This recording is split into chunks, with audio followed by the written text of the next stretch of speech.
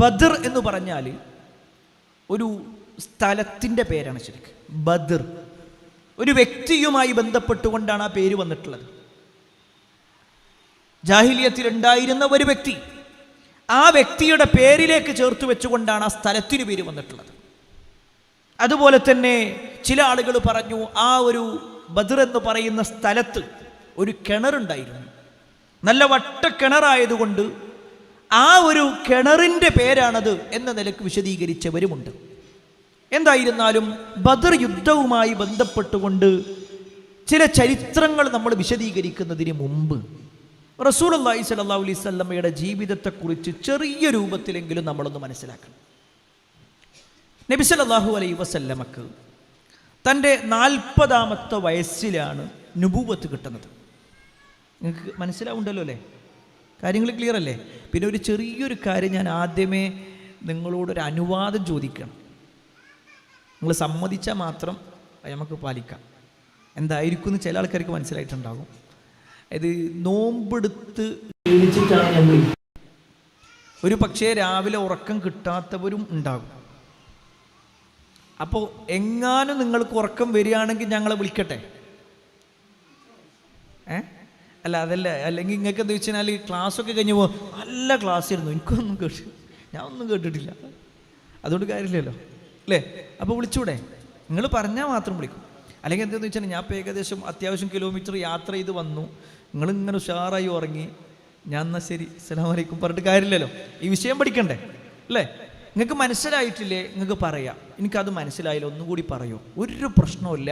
ഇൻഷാ അല്ലാഹ് നമുക്ക് എന്ത് ചെയ്യുക, പഠിച്ചു പോകാൻ ഉദ്ദേശിക്കണം. ഞാൻ എൻ്റെ പ്രസംഗ വൈഭവം നിങ്ങളെ അറിയിക്കാനല്ല ഇവിടെ ഇരിക്കണേ, നിങ്ങൾ എന്തെങ്കിലും കേട്ടു പോകാനല്ല. ഇന്ന് ഈ ക്ലാസ് കഴിഞ്ഞാൽ നിങ്ങൾക്ക് എന്താണ് ബദർ എന്ന് മനസ്സിലായിട്ടുണ്ടാവും.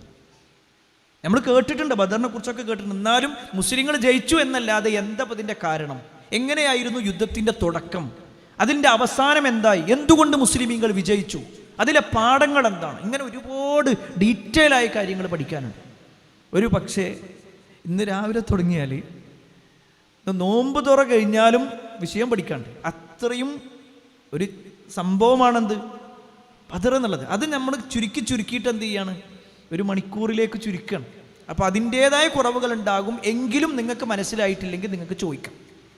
നമ്മൾ ആദ്യം മനസ്സിലാക്കേണ്ടത് ബദർ എന്താണ്, ബദരീങ്ങൾ ആരാണ്. ഇത് വിശദീകരിക്കുന്നതിന് മുമ്പ് നബി സല്ലല്ലാഹു അലൈഹി വസല്ലമയുടെ അതിനു മുമ്പുള്ള കാലഘട്ടത്തെക്കുറിച്ചൊന്ന് മനസ്സിലാക്കണം. റസൂലുള്ളാഹി സ്വല്ലല്ലാഹു അലൈഹി വസല്ലമക്ക് 40ാമത്തെ വയസ്സിൽ നുബുവത്ത് കിട്ടി. നബി സല്ലല്ലാഹു അലൈഹി വസല്ലം ഏത് ഗുഹയിൽ ഇരിക്കുമ്പോഴാണ് ഖുർആൻ കിട്ടിയത്? ഹിറാ ഗുഹയിൽ അല്ലേ? ഹിറാ ഗുഹയിൽ 2 ചട്ടക്കുള്ളിലായിട്ട് ഇങ്ങനെ കൊടുത്തതാണോ? ആണോ? അല്ല, പിന്നെ ആ വഹി എങ്ങോട്ടാ കിട്ടിയത് നബിക്ക്? ഹൃദയത്തിലേക്കാണ്. ഞാനിത് പറയാനുള്ള കാരണം എന്താണെന്നറിയോ? മറ്റു വേദഗ്രന്ഥങ്ങളൊക്കെ 2 ചട്ടക്കുള്ളിലേക്ക് മാറ്റി, അല്ലെങ്കിൽ 2 പലകക്കുള്ളിലേക്ക് മാറ്റി അതിങ്ങനെ നേർക്ക് നേരെ കൊടുത്തതാണ്. എന്നാൽ ഖുർആൻ എന്നുള്ളത് ഹൃദയത്തിലേക്കാണ് കൊടുക്കുന്നത്, മനസ്സിലേക്കാണ് കൊടുക്കുന്നത്. നബി സല്ലല്ലാഹു അലൈഹി വസല്ലമക്ക് എഴുതപ്പെട്ടതായിട്ടല്ല, മറിച്ച് മനപ്പാഠമാക്കാനാണ് കൊടുക്കുന്നത്. ഏതായിരുന്നാലും റസൂലുള്ളാഹി സ്വല്ലല്ലാഹു അലൈഹി വസല്ലമക്ക് വിശുദ്ധ ഖുർആൻ അവതരിച്ചു. നബി സല്ലല്ലാഹു അലൈഹി വസല്ലമയെ അള്ളാഹു പ്രവാചകനായിട്ട് തെരഞ്ഞെടുത്തു. അങ്ങനെ നബി സല്ലല്ലാഹു അലൈഹി വസല്ലം മക്കയിൽ പ്രബോധനം തുടങ്ങി. ആദ്യം പറഞ്ഞത് തൻ്റെ ഭാര്യയായ ഖദീജ റളിയല്ലാഹു അൻഹയോട്. ഖദീജ റളിയല്ലാഹു അൻഹ ഇസ്ലാം സ്വീകരിച്ചു. പിന്നെ ഏറ്റവും തൻ്റെ ഇൻറ്റിമേറ്റ് ഫ്രണ്ടായിട്ടുള്ള അബൂബക്കർ സിദ്ദീഖ് റളിയല്ലാഹു അൻഹുവിനോട് പറഞ്ഞു. അബൂബക്കർ റളിയല്ലാഹു അൻഹു സ്വീകരിച്ചു. എന്നാൽ പിന്നെ പലരോട് പറഞ്ഞപ്പോഴും ചിലരൊക്കെ സ്വീകരിച്ചു, ചിലരൊക്കെ എതിർപ്പ് പ്രകടിപ്പിച്ചു. തുടക്കത്തിൽ രഹസ്യമായ പ്രബോധനങ്ങളായിരുന്നു ആദ്യത്തെ 3 കൊല്ലം. രഹസ്യമായിട്ട് നബി ഇങ്ങനെ ഓരോരുത്തരും സ്വകാര്യമായി പോയി കാണും, ഞാൻ അള്ളാഹിൻ്റെ പ്രവാചകനാണെന്നൊക്കെ പറയും. പിന്നെ അള്ളാഹുവിൻ്റെ കൽപ്പന വരികയാണ്, വഅൻദിർ അശീറതുകും ലഖറബീൻ, പ്രവാചകരെ നിങ്ങൾ നിങ്ങളുടെ കുടുംബക്കാരോട്, നിങ്ങളുമായിട്ട് ഏറ്റവും അടുപ്പമുള്ളവരോട് താക്കീത് ചെയ്യണം. ഈ ഒരായത്തിറങ്ങിയപ്പോൾ നബി സല്ലല്ലാഹു അലൈഹി വസല്ലം നേരെ സഫാ കുന്നിൻ്റെ മുകളിലേക്ക് കയറി. നിങ്ങൾ ഉംറക്ക് പോയിട്ടുണ്ടെങ്കിൽ കാണാൻ പറ്റും സഫ ഏതാണെന്ന്. ആ ഒരു കഅബയോട് ചേർന്ന് നിൽക്കുന്ന ഒരു മലയാണ്. ആ മലയുടെ മുകളിലേക്ക് നബി കയറി. ഇപ്പോഴുള്ള സൗകര്യം അതിനേക്കാൾ വലിപ്പമുണ്ടായിരുന്നു. അതിൽ നബി സല്ലല്ലാഹു അലൈഹി വസല്ലം കയറിയിട്ട് തൻ്റെ കുടുംബത്തിലെല്ലാവരെയും വിളിച്ചു. എല്ലാവരെയും വിളിച്ചു, അമ്മായിനി, എളാപ്പാനി, മൂത്താപ്പാനി എല്ലാവരും വിളിച്ചു. എന്നിട്ട് നബി സല്ലല്ലാഹു അലൈഹി വസല്ലം അവിടുന്ന് പ്രഖ്യാപിക്കണം. വലിയ ചരിത്രമാണ്, ഞാൻ എല്ലാം വിശദീകരിക്കുന്നില്ല. അവിടുന്ന് നബി സല്ലല്ലാഹു അലൈഹി വസല്ലം പറഞ്ഞു, ഞാൻ അള്ളാഹു തീരുമാനിച്ചിട്ടുള്ള, തെരഞ്ഞെടുത്തിട്ടുള്ള പ്രവാചകനാണ്. ഇത് പറഞ്ഞപ്പോൾ എന്താ ചെയ്തേ? സ്വീകരിച്ചോ? ഇല്ല. അവരുടെ കൂട്ടത്തിൽ പ്രവാചകന്റെ സ്വന്തം പിതൃവ്യൻ, വാപ്പാന്റെ സഹോദരനായിരുന്ന അബൂലഹബ്, ആ അബൂലഹബിനെ കൈകൊണ്ട് കൊടുത്തു. തബ്ബല്ലക യാ മുഹമ്മദ് അലിഹാദ ജമഅതന, മുഹമ്മദ് നിനക്ക് നാശം, നീ ഇതിനു വേണ്ടിയിട്ട് നമ്മളെ വിളിച്ചു കൂട്ടിയത്. ഇതാ നമുക്ക് പറയാനുള്ളത്. അവിടെ നിന്നിട്ട് തുടങ്ങുകയാണ് നബി സല്ലല്ലാഹു അലൈഹി വസല്ലമയുടെ പ്രബോധനം. പരസ്യ പ്രബോധനവും തുടങ്ങി, പരസ്യമായിട്ടുള്ള എതിർപ്പുകളും തുടങ്ങി ശത്രുക്കളുടെ. എങ്കിലും നബി സല്ലല്ലാഹു അലൈഹി വസല്ലം അവിടെ തന്നെ നിന്നു. 40-ാമത്തെ വയസ്സിൽ നുബുവത്ത് കിട്ടി. തൻ്റെ 53-ാമത്തെ വയസ്സുവരെ നബി സല്ലല്ലാഹു അലൈഹി വസല്ലം മക്കയിൽ തന്നെ പ്രബോധനവുമായിട്ടിറങ്ങി. എന്നാൽ തൻ്റെ 50-ാമത്തെ വയസ്സായപ്പോൾ നബി സല്ലല്ലാഹു അലൈഹി വസല്ലം മക്കയിൽ നിന്നും വ്യത്യസ്തമായിക്കൊണ്ട് പുറമെയുള്ള നാടുകളിലേക്കും പോകാൻ തുടങ്ങി. അതിൽപ്പെട്ടതായിരുന്നു ത്വായിഫിലേക്കുള്ള യാത്ര. അതിൽപ്പെട്ടതായിരുന്നു മക്കയിൽ ഉംറ നിർവഹിക്കാനും മറ്റുമൊക്കെയായി വന്ന യസ്രിബുകാരായ ആളുകൾ. യസ്രിബ്, ആ പേര് കേട്ടിട്ടുണ്ടോ? ഉണ്ടോ? ഉണ്ട്. മദീനയുടെ പഴയ പേരാണ് യസ്രിബ്. മദീനയുടെ പഴയ പേര്. നബി സല്ലല്ലാഹു അലൈഹി വസല്ലം വന്നപ്പോഴാണ് മദീന എന്നുള്ള പേര് കിട്ടിയത്. മദീനയുടെ മുഴുവൻ പേരെന്താ? എന്താണ് മദീനയുടെ മുഴുവൻ പേരെന്താ? മദീനത്തുർ റസൂൽ. മദീനത്തുർ റസൂൽ, റസൂലിൻ്റെ പട്ടണം, പ്രവാചകന്റെ പട്ടണം എന്നുള്ള പേരാണ്. ഏതായിരുന്നാലും നബി സല്ലല്ലാഹു അലൈഹി വസല്ലമയുടെ അടുക്കലേക്ക് ഈ യസ്രിബുകാരായ ചില ആളുകൾ വന്നു. അവിടെ വെച്ചുകൊണ്ട് നബി സല്ലല്ലാഹു അലൈഹി വസല്ലം അഖബ എന്ന് പറയുന്ന ഒരു സ്ഥലത്ത് വെച്ചുകൊണ്ട് ഒരു ഉടമ്പടി നടത്തി, ഒരു കരാർ.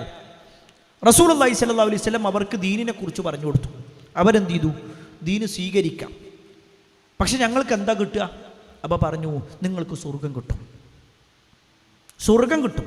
അവർ സമ്മതിച്ചു. സ്വർഗമുണ്ടോ? എന്നാൽ ഞങ്ങൾ റെഡി. കുറച്ചാളുകൾ മാത്രമാണ് ആദ്യത്തിലുണ്ടായിരുന്നത്. പിന്നെ അവർ തിരിച്ച് നാട്ടിലേക്ക് പോയി. അടുത്ത വർഷം വീണ്ടും ആളുകൾ വന്നു. അന്നുള്ളതിനേക്കാൾ എത്രയോ ഇരട്ടിയായിരുന്നു അന്നുണ്ടായിരുന്നത്. പിന്നെ രണ്ടാമത്തെ അഖബ ഉടമ്പടി. അപ്പോഴും നബി സല്ലല്ലാഹു അലൈഹി വസല്ലം അവർക്ക് ദീന് പറഞ്ഞു കൊടുത്തു. നിങ്ങൾ ഇസ്ലാം സ്വീകരിക്കണമെന്ന് പറഞ്ഞു. അവർ ഇസ്ലാം സ്വീകരിച്ചാൽ ഞങ്ങൾക്ക് എന്താ ഉണ്ടാകാമെന്ന് വെച്ചു. നിങ്ങൾക്ക് സ്വർഗം ഉണ്ടെന്ന് പറഞ്ഞു. അവരും സ്വർഗം സ്വീകരിക്കാൻ റെഡിയായി. അവരും ഇസ്ലാം സ്വീകരിച്ചു. പിന്നീട് നബി സല്ലല്ലാഹു അലൈഹി വസല്ലം മദീനത്തേക്ക് തൻ്റെ ഒരു അംബാസഡറായിട്ട് മുസ്അബ് ബിൻ ഉമൈർ റളിയല്ലാഹു അൻഹുവിനെ പറഞ്ഞയച്ചു. അദ്ദേഹം എല്ലായിടത്തും ദഅവത്ത് നടത്തി. പിന്നീടാണ് റസൂലുള്ളാഹി സ്വല്ലല്ലാഹു അലൈഹി വസല്ലം മക്കയിൽ നിന്ന് മദീനയിലേക്ക് ഹിജ്റ പോകുന്നത്. ഇതിനിടയിലൊക്കെ ഒരുപാട് സംഭവങ്ങളുണ്ട്. എല്ലാം കൂടി വിശദീകരിക്കുകയാണെങ്കിൽ ബദർക്ക് എത്തൂല നമ്മൾ. അതുകൊണ്ട് ചുരുക്കി പറഞ്ഞു പോവുകയാണ്. റസൂലുള്ളാഹി സ്വല്ലല്ലാഹു അലൈഹി വസല്ലം മദീനത്തെത്തി. സ്വസ്ഥമായി സമാധാനപൂർണമായിട്ട് ഒരു ഇസ്ലാമികമായ ജീവിതം കാഴ്ചവെക്കണം എന്നുള്ളതായിരുന്നു മദീനയിലേക്കുള്ള യാത്ര കൊണ്ട് ഉദ്ദേശം. കാരണം ഇവിടെ അവരുടെ സമ്പത്ത് മക്കത്തുള്ളത്, കുടുംബം മക്കത്തുള്ളത്, പരിചയക്കാർ മക്കത്തുള്ളത്. പക്ഷേ അവർക്ക് അതിനേക്കാളെല്ലാം പ്രധാനം ദീനാണ്. എൻ്റെ കുടുംബം ഇവിടെ ഉണ്ട്, പക്ഷേ ദീനനുസരിച്ച് ജീവിക്കാൻ പറ്റൂലേ, എന്നാൽ ഞാൻ കുടുംബത്തെ വിട്ടുപോവുകയാണ്. എൻ്റെ സമ്പത്ത് ഇവിടെ ഉണ്ട്, പക്ഷേ അള്ളാഹ് പറയാണ് ഇവിടുന്ന് പോയിക്കോളി, എന്നാൽ പോകാൻ റെഡിയാണ്. അങ്ങനെ എന്ത് ചെയ്തു? നബി സല്ലല്ലാഹു അലൈഹി വസല്ലമയും സ്വഹാബിമാരും മക്കയിൽ നിന്ന് മദീനയിലേക്ക് വന്നു. മദീനയിലേക്ക് വരാനുള്ള ഉദ്ദേശം സ്വസ്ഥമായി സമാധാനപൂർണ്ണമായി ജീവിക്കണം. അങ്ങനെ ഒരു വർഷം കഴിഞ്ഞു. രണ്ടാമത്തെ വർഷമായി. അപ്പോഴാണ് മക്കയിൽ മുസ്ലിമീങ്ങൾ വിട്ടേച്ചു പോയ സമ്പത്ത് സ്വരുക്കൂട്ടി ആ സമ്പത്ത് മുടുക്കൻ ഉപയോഗപ്പെടുത്തി മുസ്ലിമീങ്ങളെ ഇല്ലാതാക്കണം എന്നുള്ളത് മക്കക്കാര് തീരുമാനിക്കണം. പറഞ്ഞത് മനസ്സിലാവുണ്ടെന്ന് വിചാരിക്കുന്നു. മക്കയിൽ നിന്ന് നബി സല്ലല്ലാഹു അലൈഹി വസല്ലമയും സ്വഹാബത്തും എല്ലാം വിട്ടയച്ചുകൊണ്ട് മദീനത്തേക്ക് വന്നു. അപ്പം നബിയുടെ വീടുണ്ട് അവിടെ, സ്വഹാബത്തിൻ്റെ വീടുകളുണ്ട്, അവരുടെ കൃഷിസ്ഥലങ്ങളുണ്ട്, അവരുടെ കച്ചവട സ്ഥാപനങ്ങളുണ്ട്, അവരുടേതായിട്ട് എന്തെല്ലാം ഉണ്ടോ അതൊക്കെ എവിടെയുള്ളേ? മക്കത്താണ്. അത് മുഴുക്ക അവർ സ്വരുക്കൂട്ടി. എന്നിട്ട് അബൂ സുഫിയാൻ എന്ന് പറയുന്ന ഒരു വ്യക്തി മക്കയിലെ പ്രമാണിമാരിൽപ്പെട്ട ഒരാളാണ്. അങ്ങനെയുള്ള അബൂ സുഫിയാന്റെ നേതൃത്വത്തിൽ ഒരു 40 അംഗ കച്ചവട സംഘത്തെ അവർ സിറിയയിലേക്ക് പറഞ്ഞയക്കണം. എന്തിനു വേണ്ടി? എന്തിനു വേണ്ടി? കച്ചവടം ചെയ്ത് ലാഭമുണ്ടാക്കണം. എന്നിട്ട് ആ ലാഭവും ഇപ്പോഴുള്ള മുതലും എല്ലാം ചേർത്ത് വലിയ ഒരു സൈന്യമാക്കിക്കൊണ്ട് മദീന ആക്രമിക്കണം. ഞാൻ പറയണ മനസ്സിലാവുണ്ടോ? ക്ലിയറാണ്. നബി സല്ലല്ലാഹു അലൈഹി വസല്ലമ എവിടെയുള്ളേ? മദീനത്താണ്. സ്വസ്ഥമായി അവർ മദീനത്ത് ജീവിക്കാൻ വേണ്ടി നിൽക്കണം. എന്നാൽ ആ സ്വസ്ഥതയും സമാധാനവും ഇല്ലാതാക്കണം. മുസ്ലിമീങ്ങളെ ഇല്ലായ്മ ചെയ്യണം. അവർ മക്കത്തും ജീവിക്കണ്ട, മദീനത്തും ജീവിക്കണ്ട. ഈ നിലക്ക് മുസ്ലിമിൻ്റെ എല്ലാ സമ്പത്തും എടുത്തുകൊണ്ട്, അവർ വിട്ടേച്ചു പോയ മുഴുവൻ സമ്പത്തും എടുത്തുകൊണ്ട് ഒരു യുദ്ധസന്നാഹത്തിലേക്കാണ് അബൂ സുഫിയാൻ സന്നദ്ധമാകുന്നത്. ആദ്യം കച്ചവട സംഘമായിട്ടാണ് പോണത്. അത് തിരിച്ചു വന്നാൽ എന്ത് ചെയ്യും? ഒരു യുദ്ധത്തിന് റെഡിയാക്കും. സ്വാഭാവികമായിട്ടും അവിടെ മുസ്ലിം എന്ത് ചെയ്യും? അതാണ് ശരിക്ക് ബദർ. റസൂലുള്ളാഹി സ്വല്ലല്ലാഹു അലൈഹി വസല്ലമക്ക് അനുവാദം കിട്ടുകയാണ്. അബൂ സുഫിയാനും കൂട്ടരും വരുന്നുണ്ട്. അത് നിങ്ങളെ സമ്പത്താണ്, നിങ്ങൾ തിരിച്ചെടുത്തോളി, അത് നിങ്ങൾ തിരിച്ചു വാങ്ങിക്കോളി.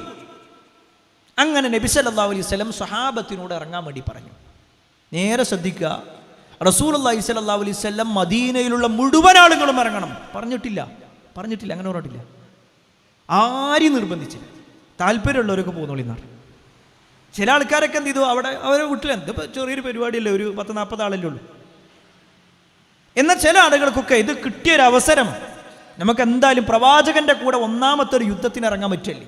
അത് യുദ്ധം എന്നല്ല, ഈ ഒരു കച്ചവട സംഘത്തെ തടുക്കുക എന്നുള്ളത്. അങ്ങനെ നബി സല്ലല്ലാഹു അലൈഹി വസല്ലമയുടെ കൂടെ 300 ചില്ലാനം വരുന്ന ആളുകൾ ഇറങ്ങി. 300 ചില്ലാനം വരുന്ന ആളുകൾ. അവരുടെ കയ്യിലുള്ള സൗകര്യങ്ങൾ വളരെ കുറവായിരുന്നു.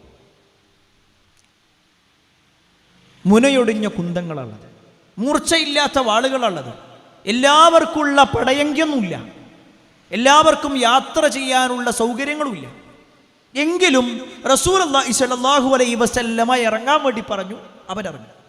അവരുടെ കൂട്ടത്തിൽ ആകെ 2 കുതിരകളുണ്ടായിരുന്നത്. 2 കുതിര, വെറും 2 കുതിര. ഒന്ന് സുബൈർ ബിൻ അവ്വാം റളിയല്ലാഹു അൻഹുവിൻ്റെയും മറ്റൊന്ന് മിഖ്ദാദ് ബിൻ അസ്വദ് റളിയല്ലാഹു അൻഹുവിൻ്റെയും. സ്വഹാബത്തിന്റെ കയ്യിൽ ആകെ 80 ഒട്ടകം ഉണ്ടായിരുന്നു. വെറും 80 ഒട്ടകം. അതിൽ തന്നെ ഒരു ഒട്ടകത്തിന്റെ മുകളിൽ 3 ആൾക്കാർ. 3 ആളെന്നാണ് ഒരുമിച്ച് 3 ആളും കയറുക എന്നുള്ളതല്ല. ചിലപ്പോൾ ഒരാൾ കയറും, 2 ആൾ നടക്കും. ചിലപ്പോൾ 2 ആൾ കയറും, 1 ആൾ നടക്കും. 3 ആളും കൂടി കയറാൻ കഴിയൂല.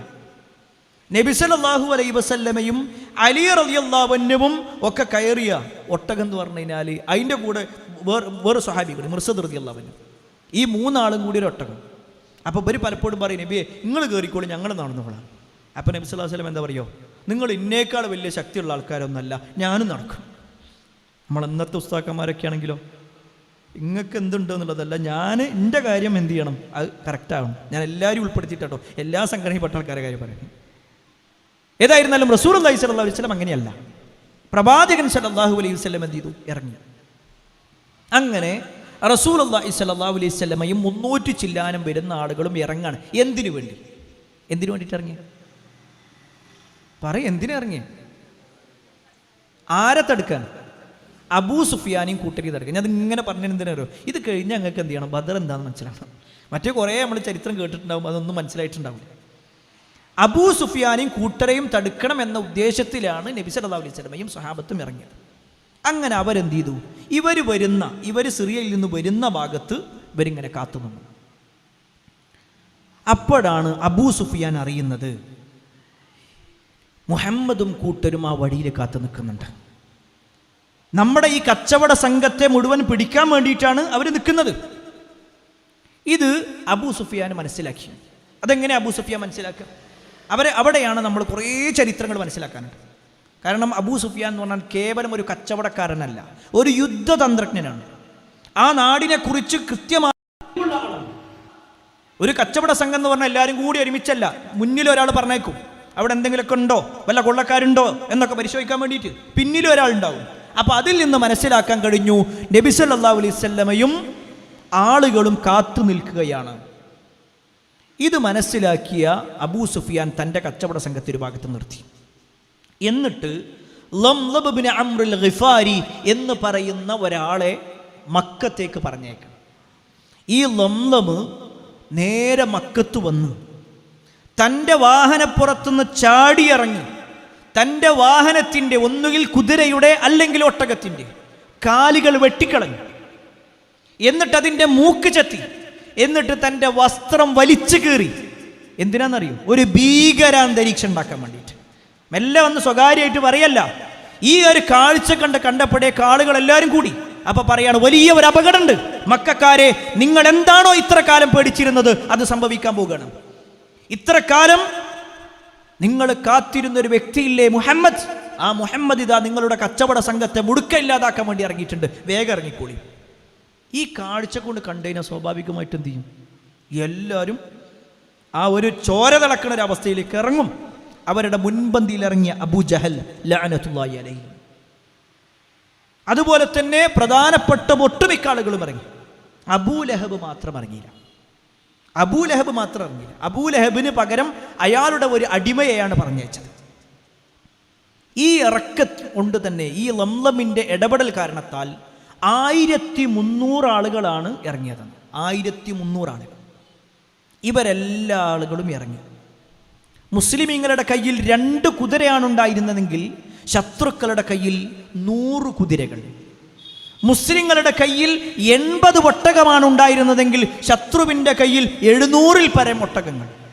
മുസ്ലിമീങ്ങളുടെ അടുക്കൽ 300 ചില്ലാനം വരുന്ന ആളാണ് ഉണ്ടായിരുന്നതെങ്കിൽ ശത്രുക്കളുടെ അടുക്കൽ 1300ഓളം ആളുകൾ. അവരിറങ്ങും.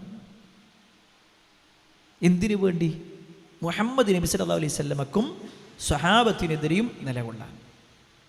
അങ്ങനെ ഇവർ മക്കത്ത് നിന്ന് ഇറങ്ങി. റസൂലുള്ളാഹി സ്വല്ലല്ലാഹു അലൈഹി വസല്ലമയും സ്വഹാബത്തും ഇപ്പോൾ എവിടെയുള്ളേ? ഈ കച്ചവട സംഘത്തെ കാത്തു നിൽക്കണം. കച്ചവട സംഘം ആകട്ടെ നേരെ എന്ത് ചെയ്തു? അബൂ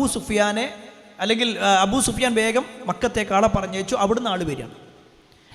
മുസ്ലിമീങ്ങൾ എവിടെയാണ് നിൽക്കുന്നത് എന്ന് മനസ്സിലാക്കി അബൂ സുഫിയാൻ കടലിൻ്റെ മാർഗമുണ്ട്, കടലിൻ്റെ ഒരു വഴിയുണ്ട്, കടലിൻ്റെ ഓരത്തുകൂടിയുള്ള ഒരു വഴി, അതിലൂടെ എന്ത് ചെയ്തു? മെല്ലെ രക്ഷപ്പെട്ടു.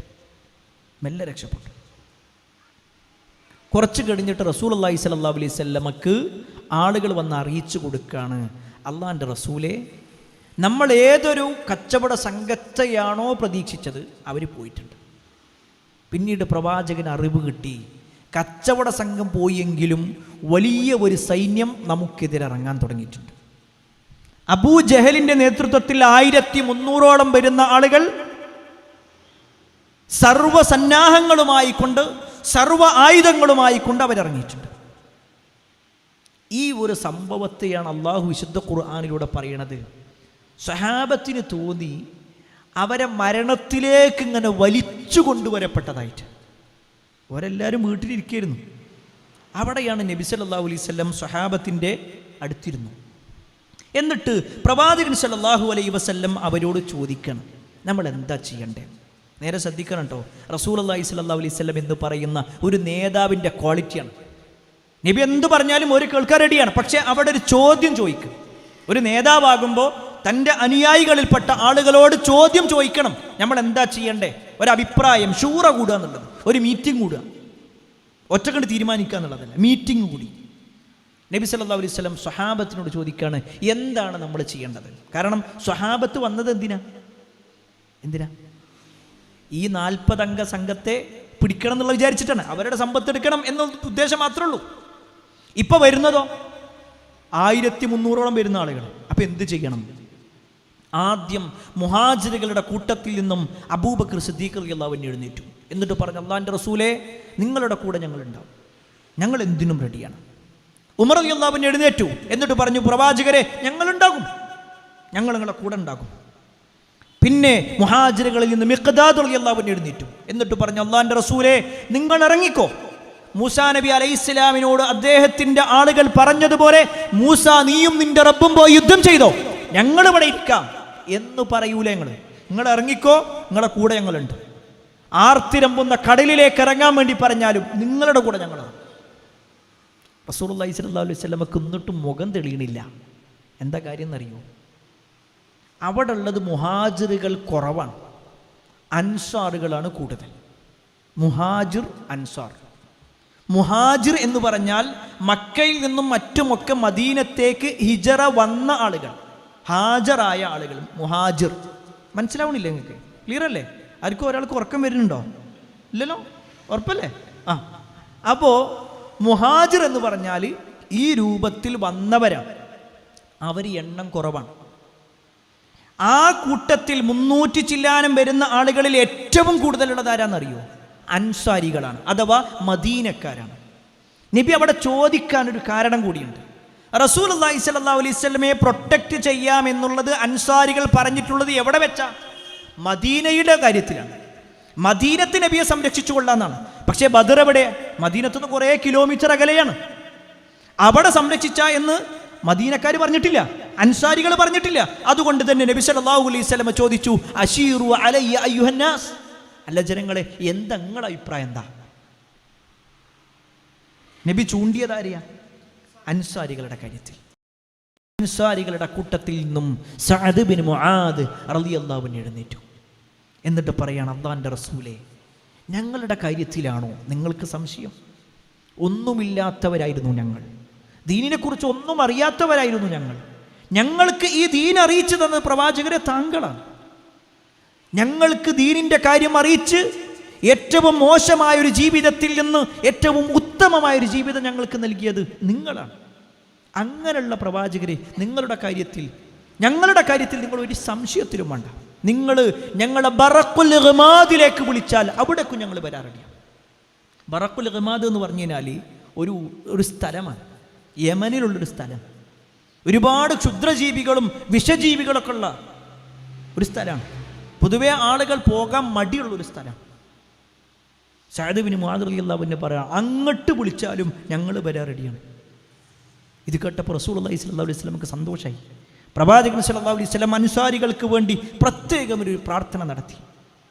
അങ്ങനെ നബി സല്ലല്ലാഹു അലൈഹി വസല്ലമയും സ്വഹാബത്തും ഇറങ്ങണം. എന്തിനു വേണ്ടി? ഈ വരുന്ന 1300ഓളം വരുന്ന ആളുകളെ എതിർക്കാൻ വേണ്ടി. അങ്ങനെ പ്രവാചകൻ സല്ലല്ലാഹു അലൈഹി വസല്ലമയും സ്വഹാബത്തും ഇറങ്ങി ബദറിൻ്റെ ഭാഗത്തെത്തി. ഹിജ്റ 2-ാം വർഷം റമളാൻ മാസം 16 വ്യാഴാഴ്ച രാത്രി നബി സല്ലല്ലാഹു അലൈഹി വസല്ലം എവിടെ എത്തുകയാണ്? ബദറിൻ്റെ ഭാഗത്തെത്തി. ആദ്യം നബി സല്ലല്ലാഹു അലൈഹി വസല്ലം ഒരു സ്ഥലം കാണിച്ചു. എന്നിട്ട് പറഞ്ഞു, എല്ലാവരും നമുക്ക് ടെൻറ്റ് ഇവിടെ കെട്ടാം, എല്ലാവരും ഇവിടെ എല്ലാ സാധനങ്ങളും ഇറക്കി വെച്ചോളി, ഇവിടെ കിടക്കാം. ഉടനെ സ്വഹാബിമാരുടെ കൂട്ടത്തു നിന്ന് ഒരാൾ ഇങ്ങനെ വരികയാണ്, ഹുബാബ് ബിൻ മുൻദിർ റളിയല്ലാഹു അൻഹു. അദ്ദേഹം വന്നിട്ട് ചോദിക്കണം, അള്ളാഹിൻ്റെ റസൂലേ, നിങ്ങൾ ഇവിടെ ഇറങ്ങണമെന്ന് പറഞ്ഞത് വഹയിൻ്റെ അടിസ്ഥാനത്തിലാണോ, അതല്ല നിങ്ങൾ ഒരു സൈനിക തീരുമാനം എന്ന നിലക്ക് പറഞ്ഞാണ്? ആ ചോദ്യം കൃത്യമാണ്. വഹയിൻ്റെ അടിസ്ഥാനത്തിലാണെങ്കിൽ പിന്നെന്തില്ല, ഒരു പ്രശ്നമല്ല, നമ്മൾ റെഡിയാണ്. സമിഅനാ വഅതഅനാ, ഞങ്ങൾ കേട്ടു, ഞങ്ങൾ അനുസരിച്ചു. എന്നാൽ ഒരു യുദ്ധതന്ത്രം എന്ന ഉദ്ദേശത്തിലാണെങ്കിൽ ചില കാര്യങ്ങൾ പറയാനുണ്ട്. എന്നിട്ട് പറയാണ്, ഈ സ്ഥലത്തെക്കുറിച്ച് അറിയുന്ന ആളാണ് ഞാൻ, ഈ സ്ഥലത്തെക്കുറിച്ച് എനിക്കറിയാം. ഈ സ്ഥലത്തിനേക്കാൾ നല്ലൊരു സ്ഥലം അപ്പുറത്താണ്. നമുക്ക് അവിടെ പോയിട്ട് എന്ത് ചെയ്യാം? നമ്മുടെ ടെൻറ്റ് കെട്ടാം. കാരണം ഇവിടെ മഴ പെയ്താൽ ചെളി കുടുങ്ങാനും നമുക്ക് കിടക്കാനൊക്കെ ബുദ്ധിമുട്ടുണ്ടാകും. അതുകൊണ്ട് നമുക്ക് അങ്ങോട്ട് പോകാം. റസൂലുള്ളാഹി സ്വല്ലല്ലാഹു അലൈഹി വസല്ലം ഇറങ്ങി. നമ്മളങ്ങനെ ആലോചിച്ച് നോക്കണം കേട്ടോ. അവർ ഖുർആനിലാണ് അല്ലെങ്കിൽ വഹിയാണ് എന്ന് പറഞ്ഞാൽ, ഖുർആനാണ് അല്ലെങ്കിൽ ഹദീസാണെന്ന് പറഞ്ഞാൽ പിന്നെ എന്തില്ല? എൻ്റെ അഭിപ്രായം ഇങ്ങനെയാണ്, എനിക്ക് ഇങ്ങനെ ഒരു അഭിപ്രായം കൂടി ഉണ്ട്. ഇല്ല, അങ്ങനത്തെ ഒന്നുമില്ല. ഈ ഹുബാബ് ബിൻ മുൻദിർ റളിയല്ലാഹു അൻഹു പറഞ്ഞതിൻ്റെ അടിസ്ഥാനത്തിൽ നബി സല്ലല്ലാഹു അലൈഹി വസല്ലം ഒരു സ്ഥലത്തേക്ക് തങ്ങളുടെ കിടത്തം മാറ്റി, ടെൻ്റ് അങ്ങോട്ട് കിട്ടി. അവിടെ തൊട്ടടുത്തൊരു കിണറുണ്ടായിരുന്നു. മുസ്ലിമീങ്ങൾക്ക് ആവശ്യമുള്ള വെള്ളം അവിടെ നിന്ന് എടുത്തു. എല്ലാം റെഡിയായി. കുറച്ച് കഴിഞ്ഞിട്ടാണ് ശത്രുക്കൾ വരുന്നത്. അവരെ സംബന്ധിച്ചിടത്തോളം നല്ല സ്ഥലം മുസ്ലിമീങ്ങൾ കയറിയത് കൊണ്ട് അവർക്ക് സ്ഥലമില്ല. അവർ വേറൊരു ഭാഗത്ത് നിന്ന്. നിങ്ങൾ നോക്കിക്കോട്ടോ, അവിടെ നിന്നാണ് അള്ളാഹിൻ്റെ സഹായങ്ങൾ ഇങ്ങനെ വന്നുകൊണ്ടിരിക്കുന്നത്. മുസ്ലിമീങ്ങൾ അവിടെ എത്തി. മുസ്ലിമീങ്ങൾ സ്വസ്ഥമായി വെള്ളമൊക്കെ കുടിച്ചു. അവർക്ക് നല്ല ക്ഷീണമുണ്ട്. ആലോചിച്ച് നോക്കണം, റമദാനിലാണ്. ഇന്ന് നമ്മൾ ഒരു നല്ല AC ഉള്ള വാഹനത്തിൽ പോകുന്നത് പോലെയല്ല. ആ ചുട്ടുപൊള്ളുന്ന മരുഭൂമിയിലൂടെ മദീനത്ത് നിന്ന് അവർ ബദറിലേക്ക് വരികയാണ്. ഏകദേശം 80 കിലോമീറ്റർ അല്ലെങ്കിൽ 100 കിലോമീറ്ററിൻ്റെ അടുത്തുണ്ട്, അല്ലെങ്കിൽ അതിൽ കൂടുതലുണ്ട്. അങ്ങോട്ടാണ് അവർ വരുന്നത്. വന്നു, ശത്രുക്കളും എത്തി. റസൂലുള്ളാഹി സ്വല്ലല്ലാഹു അലൈഹി വസല്ലം അന്നേ ദിവസം രാത്രി ധാരാളമായിട്ട് പ്രാർത്ഥിക്കണം. അള്ളാഹുവിൻ്റെ സഹായത്തിനു വേണ്ടി പ്രവാചകൻ സല്ലല്ലാഹു അലൈഹി വസല്ലം പ്രാർത്ഥിച്ചുകൊണ്ടേയിരുന്നു. ഹദീസിൽ കാണാൻ പറ്റും, പ്രവാചകൻ സല്ലല്ലാഹു അലൈഹി വസല്ലം കൈകൾ ഇങ്ങനെ ആകാശത്തേക്ക് ഉയർത്തി. പ്രവാചകന്റെ കൈകൾ ഇങ്ങനെ വിറച്ചുകൊണ്ടിരിക്കുന്നുണ്ട്. റസൂലുള്ളാഹി സ്വല്ലല്ലാഹു അലൈഹി വസല്ലമയുടെ തോളിൽ ഒരു ഷോൾ ഉണ്ടായിരുന്നു. ആ ഷാൾ താഴേക്ക് വീഴും. അബൂബക്കർ റളിയല്ലാഹു അൻഹു വന്ന് ആ ഷാൾ വീണ്ടും ഇട്ട് കൊടുക്കും. പ്രവാചകൻ കരഞ്ഞു പ്രാർത്ഥിച്ചുകൊണ്ടിരിക്കും. സുജൂദിലേക്കും വീണു. ഹദീസിൽ കാണാൻ പറ്റും, ആ സമയത്ത് അബൂബക്കർ റളിയല്ലാഹു അൻഹു പറയുന്നുണ്ട്, അള്ളാഹിൻ്റെ റസൂലെ മതി, അള്ളാഹ് നമ്മളെ സഹായിക്കും. നിങ്ങളൊന്ന് ആലോചിച്ച് നോക്കുക, അള്ളാഹ് പറഞ്ഞതിൻ്റെ അടിസ്ഥാനത്തിൽ നബി ഇറങ്ങണത്, അള്ളാഹ് പറഞ്ഞതിൻ്റെ അടിസ്ഥാനത്തിലാണ്. എന്നിട്ടും റബ്ബിനോട് വീണ്ടും വീണ്ടും വീണ്ടും ചോദിച്ചുകൊണ്ടിരിക്കുക. അള്ളാഹിൻ്റെ സഹായം ഇറങ്ങി. ഒന്നാമത്തെ സഹായം എന്തായിരുന്നു എന്നറിയോ?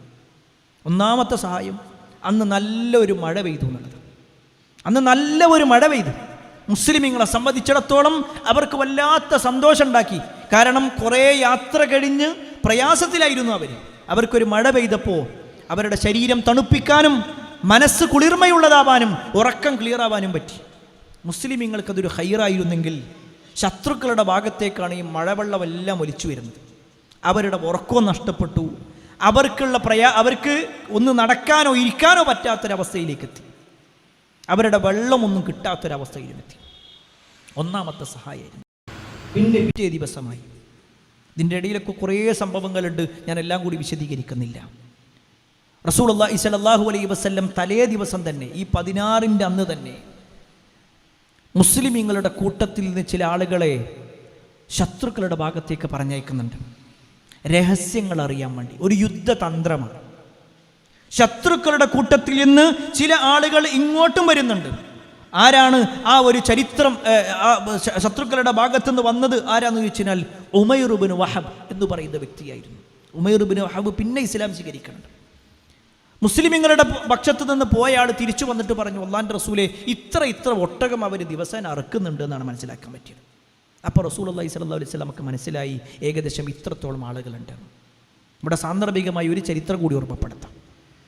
അവർ 1300ഓളം വരുന്ന ആളുകൾ വന്നു. പക്ഷെ അതിനിടയിൽ അവർ വരുന്ന സമയത്തൊരു സംഭവം ഉണ്ടായി. അബൂജഹലും കൂട്ടരാണ് വരുന്നത്. അബൂജഹലാണ് നേതൃത്വത്തിൽ ഉള്ളത്. അതിനിടയിൽ അവർക്ക് അറിവ് കിട്ടി അബൂ സുഫിയാനും കൂട്ടരും രക്ഷപ്പെട്ടിട്ടുണ്ട് എന്നുള്ളത്. അബൂ സുഫിയാനും കൂട്ടരും രക്ഷപ്പെട്ടിട്ടുണ്ട്. ഈ വാർത്ത കേട്ടതും അക്നസ് ബിൻ ശരീഖ് എന്ന് പറയുന്ന ഒരു വ്യക്തി അയാളുടെ ഗോത്രത്തിൽപ്പെട്ട ആളുകളുടെ വിഷയത്തിൽ അബൂജഹലിനോട് പറഞ്ഞു, നമ്മൾ ഇറങ്ങിയത് അബൂ സുഫിയാനെ രക്ഷപ്പെടുത്താനാണല്ലോ. അബൂ സുഫിയാൻ രക്ഷപ്പെട്ടു കഴിഞ്ഞു, ഇനി നമ്മൾ എന്ത് ചെയ്യേണ്ടതില്ല, യുദ്ധത്തിനെന്ന് പറഞ്ഞിട്ട് ഇറങ്ങണ്ട. ഇത് തന്നെയായിരുന്നു പലരുടെയും അഭിപ്രായം. എന്നാൽ അബൂജഹൽ ലഅനത്തുല്ലാഹി അലൈഹി, അയാൾ അവിടുന്ന് ഒരു പ്രഖ്യാപനം നടത്തും, ഇത്ര കാലം നമുക്കൊരു അവസരം കിട്ടിയിട്ടില്ല മുഹമ്മദിനെ കൂട്ടരെ ഇല്ലാതാക്കാൻ. അതുകൊണ്ട് ഈ ഒരു അവസരം നമ്മൾ ഉപയോഗപ്പെടുത്തിയേ പറ്റൂ.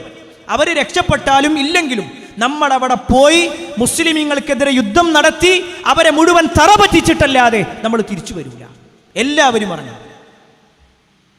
അക്നസ് ബിൻ ശരീഖ് പറഞ്ഞു, ഞാനും എൻ്റെ കൂടെയുള്ള ഗോത്രത്തിൽപ്പെട്ട ആൾക്കാരും ഇറങ്ങാം, ഞങ്ങളില്ല. ഒരു 300 ചില്ലാനും വരുന്ന ആൾക്കാർ തിരിച്ചു. പിന്നെ ബാക്കിയുള്ളത് 1000 ആൾക്കാർ. ഞാൻ പറയണ മനസ്സിലാവില്ല, ആ ചരിത്രം മനസ്സിലാവുണ്ടല്ലോ. ബാക്കിയുള്ള അബൂജഹൽ 1000ഓളം വരുന്ന ആളുകളുമായിട്ടാണ് വരുന്നത്. അങ്ങനെ ഈ ആളുകളുടെ എണ്ണം മനസ്സിലായി. എന്നാൽ ഇവിടെ മുസ്ലിമീങ്ങളുടെ ഭാഗത്തേക്ക് വന്ന ഉമൈർ ഇബ്നു വഹബ് പിന്നെ ശത്രുക്കളുടെ ഭാഗത്തേക്ക് ചെല്ലുകയാണ്. ചരിത്രത്തിൽ കാണാൻ പറ്റും, ഈ ഉമൈർ വരുന്നതിങ്ങനെ കാത്തു നിൽക്കുകയാണ് ശത്രുക്കൾ. ഉമൈർ ഇബ്നു വഹബ് വരുന്നതിങ്ങനെ കാത്തു നിൽക്കുക. അയാൾ വന്നതും എല്ലാവരും കൂട്ടം കൂടി ഇങ്ങനെ നിന്നു.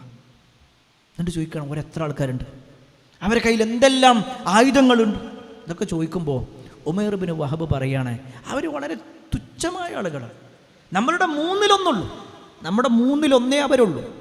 അവരുടെ കയ്യിൽ കാര്യപ്പെട്ട ആയുധങ്ങളൊന്നും ഞാൻ കണ്ടില്ല, അവർക്ക് സൗകര്യങ്ങളും കുറവാണ്. ഇതൊക്കെ ഇങ്ങനെ പറയുമ്പോൾ ശത്രുക്കൾക്ക് വലിയ സമാധാനമായി. അവരിങ്ങനെ പരസ്പരം ഇങ്ങനെ സന്തോഷിക്കാൻ തുടങ്ങി.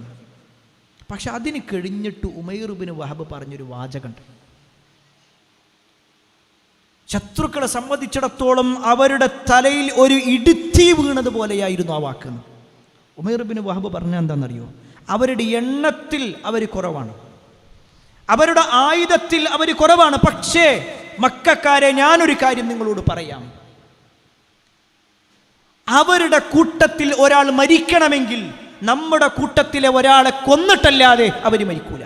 കാരണം അവർ സ്നേഹിക്കുന്നത് പോലെ മുഹമ്മദിനെ ഒരാളും സ്നേഹിക്കൂല. മുഹമ്മദിന് വേണ്ടി ജീവൻ കൊടുക്കാൻ അവർ റെഡിയാണ്. അങ്ങനത്തെ ഒരു ടീമാണ് അവർ. ഇത് പറഞ്ഞതും ശത്രുക്കളെ സംബന്ധിച്ചിടത്തോളം വല്ലാത്തൊരു ബേജാറ് വന്നു. പിറ്റേ ദിവസമായി റമദാൻ 17 വെള്ളിയാഴ്ച രാവ് റസൂലുള്ളാഹി സ്വല്ലല്ലാഹു അലൈഹി വസല്ലമയും സഹാബത്തും നമസ്കാരമൊക്കെ കഴിഞ്ഞിങ്ങനെ ബദറിൻ്റെ ഓരത്തിങ്ങനെ നിന്നു. ഇപ്പുറത്തായിട്ട് ശത്രുക്കൾ നിന്നു. റസൂലുള്ളാഹി സ്വല്ലല്ലാഹു അലൈഹി വസല്ലം നിർദ്ദേശങ്ങൾ ഇങ്ങനെ കൊടുക്കുകയാണ്. ആ കൂട്ടത്തിൽ പ്രവാചകൻ സല്ലല്ലാഹു അലൈഹി വസല്ലമയുടെ കയ്യിലൊരു വടി ഉണ്ടായിരുന്നു. ആ വടി കൊണ്ട് പ്രവാചകൻ സല്ലല്ലാഹു അലൈഹി വസല്ലം അങ്ങനെ ഓരോരുത്തരും ഇങ്ങനെ നിൽക്കുമ്പോൾ ഇങ്ങനെ ആ ലൈന് ക്ലിയർ ആക്കാൻ വേണ്ടി, ഒരു യുദ്ധത്തിനുള്ള നൃത്തം നിൽക്കാൻ വേണ്ടിയിട്ട് ഇങ്ങനെ നബി ക്ലിയർ ആക്കിക്കൊണ്ടിരിക്കുക. ആ സമയത്ത് സവാദ് റളിയല്ലാഹു അൻഹു അദ്ദേഹത്തിൻ്റെ വയറ് കുറച്ച് മുന്നിലേക്ക് ഇങ്ങനെ നീങ്ങി നിൽക്കുന്നുണ്ടായിരുന്നു. അദ്ദേഹത്തിന് കുറച്ച് മുന്നിലേക്ക് ഇങ്ങനെ നിൽക്കണം. റസൂലുള്ളാഹി സ്വല്ലല്ലാഹു അലൈഹി വസല്ലം ലൈന് ക്ലിയർ ആക്കാൻ വേണ്ടിയിട്ട് അദ്ദേഹത്തിൻ്റെ കയ്യിലിങ്ങനെ, അദ്ദേഹത്തിൻ്റെ ആ വയറിലിങ്ങനെ തൻ്റെ കയ്യിലുള്ള വടിയും കൊണ്ട് ഇങ്ങനെ ഒരു കുത്തുകുത്തിയിട്ട് ഒന്ന് ബാക്കിക്ക് നിൽക്കുക എന്ന് പറയില്ലേ, ആ രൂപത്തിൽ ഇങ്ങനെ നിന്നു. അത് ചെയ്തതും സവാദ് റളിയല്ലാഹു അൻഹു പറഞ്ഞു, അള്ളാഹുവിൻ്റെ റസൂലേ, എനിക്കിത് വിഷമുണ്ടാക്കിയിട്ടുണ്ട്, എനിക്കിത് പ്രയാസം ഉണ്ടാക്കിയിട്ടുണ്ട്. എപ്പോഴാണ് പറയുന്നത്? ശത്രുക്കൾ തൊട്ടപ്പുറത്ത് നിൽക്കണം, അപ്പോഴാണ് പറയുന്നത്. നബി സല്ലല്ലാഹു അലൈഹി വസല്ലം ചോദിച്ചു, എന്ത് ചെയ്യണം? അദ്ദേഹം പറഞ്ഞു, എനിക്കും ഇതേപോലെ തിരിച്ച് ചെയ്യണം, എനിക്കും ഇതേപോലെ തിരിച്ച് ചെയ്യണം. റസൂലുള്ളാഹി സ്വല്ലല്ലാഹു അലൈഹി വസല്ലമ തൻ്റെ കയ്യിലുള്ള വടി സവാദ് റളിയല്ലാഹുവിൻ്റെ കയ്യിൽ കൊടുത്തു. അദ്ദേഹം പറഞ്ഞു, ഇങ്ങനെ പോരാ, നിങ്ങൾ നിങ്ങളുടെ വസ്ത്രം അഴിക്കണം.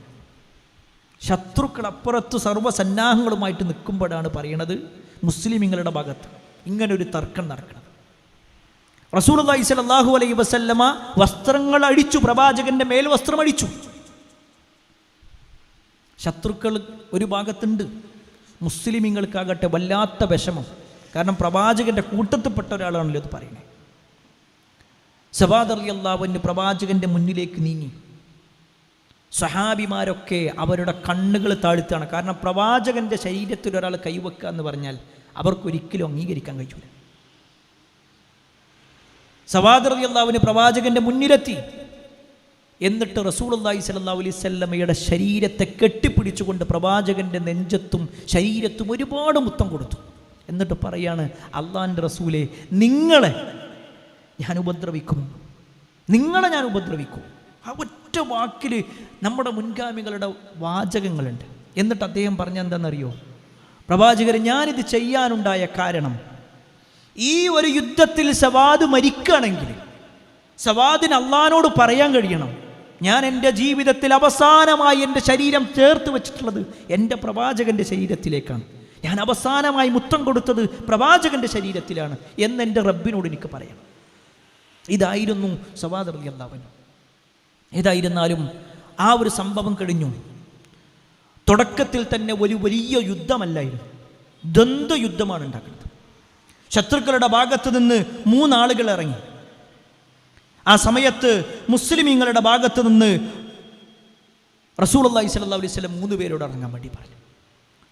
ശത്രുക്കളുടെ ഭാഗത്ത് നിന്ന് ഇറങ്ങിയത് വലീദും ഉത്തുബയും ഷൈബയുമായിരുന്നു. ഉത്തുബ, ഷൈബ, വലീദ് 3 പ്രധാനപ്പെട്ട അവരുടെ നേതാക്കന്മാരാണ്. ആ സമയത്ത് റസൂലുള്ളാഹി സ്വല്ലല്ലാഹു അലൈഹി വസല്ലം ഇറങ്ങാൻ വേണ്ടി പറഞ്ഞപ്പോൾ മദീനക്കാരായ അൻസാരികളായ 3 സ്വഹാബിമാർ, അബ്ദുല്ലാഹ് ഇബ്നു റവാഹ, മുഅവ്വദ് ഇബ്നു അഫ്ര, ഔഫ് ഇബ്നു മാലിക്, ഈ 3 സ്വഹാബിമാരിറങ്ങി. ഇവരിറങ്ങിയപ്പോൾ ശത്രുക്കൾ അവിടുന്ന് വിളിച്ചു വയ്ക്കണം, മക്കക്കാർ വിളിച്ചു വയ്ക്കണം, നിങ്ങളും നമ്മളും തമ്മിൽ എന്താ പ്രശ്നം? നിങ്ങളുമായിട്ട് ഞങ്ങൾക്കൊരു പ്രശ്നമില്ല, നിങ്ങൾ തിരിച്ചു പോ, ഞങ്ങൾക്ക് വേണ്ടത് ഞങ്ങളുടെ നാട്ടിൽ നിന്നും ഇറങ്ങി പുറപ്പെട്ട ആളുകളുണ്ട്, അവരെ ഞങ്ങൾക്ക് വേണ്ടി. എന്നിട്ട് വിളിച്ചു പറയാണ്, മുഹമ്മദ്, നിന്റെ രക്തത്തിലുള്ളവരെ പറഞ്ഞേക്ക്, അതാണ് ഞങ്ങൾക്കുള്ള ആവശ്യം. റസൂലുള്ളാഹി സ്വല്ലല്ലാഹു അലൈഹി വസല്ലം ഈ 3 അൻസാരികളെയും തിരിച്ചു വിളിച്ചു. എന്നിട്ട് പ്രവാചകൻ സ്വല്ലല്ലാഹു അലൈഹി വസല്ലം വിളിക്കുകയാണ്, യാ ഹംസ, യാ അലി, യാ ഉതൈബ. ഈ 3 സ്വഹാബിമാർ ആരൊക്കെയാണ്? ഹംസ റളിയല്ലാഹു അൻഹു പറഞ്ഞാൽ നബിൻ്റെ സ്വന്തം എളാപ്പ. പ്രവാചകനും ഹംസ റളിയല്ലാഹു അൻഹും ഒരുമിച്ച് കളിച്ചു വളർന്നവരാണ്. അലി എന്ന് പറഞ്ഞാൽ പ്രവാചകന്റെ പിതൃവന്റെ മകൻ. ഉതൈബ മറ്റേ സ്വഹാബി എന്ന് പറഞ്ഞാൽ റസൂലുള്ളാഹി സ്വല്ലല്ലാഹു അലൈഹി വസല്ലമയുടെ മറ്റൊരു അമ്മായിൻ്റെ മകൻ.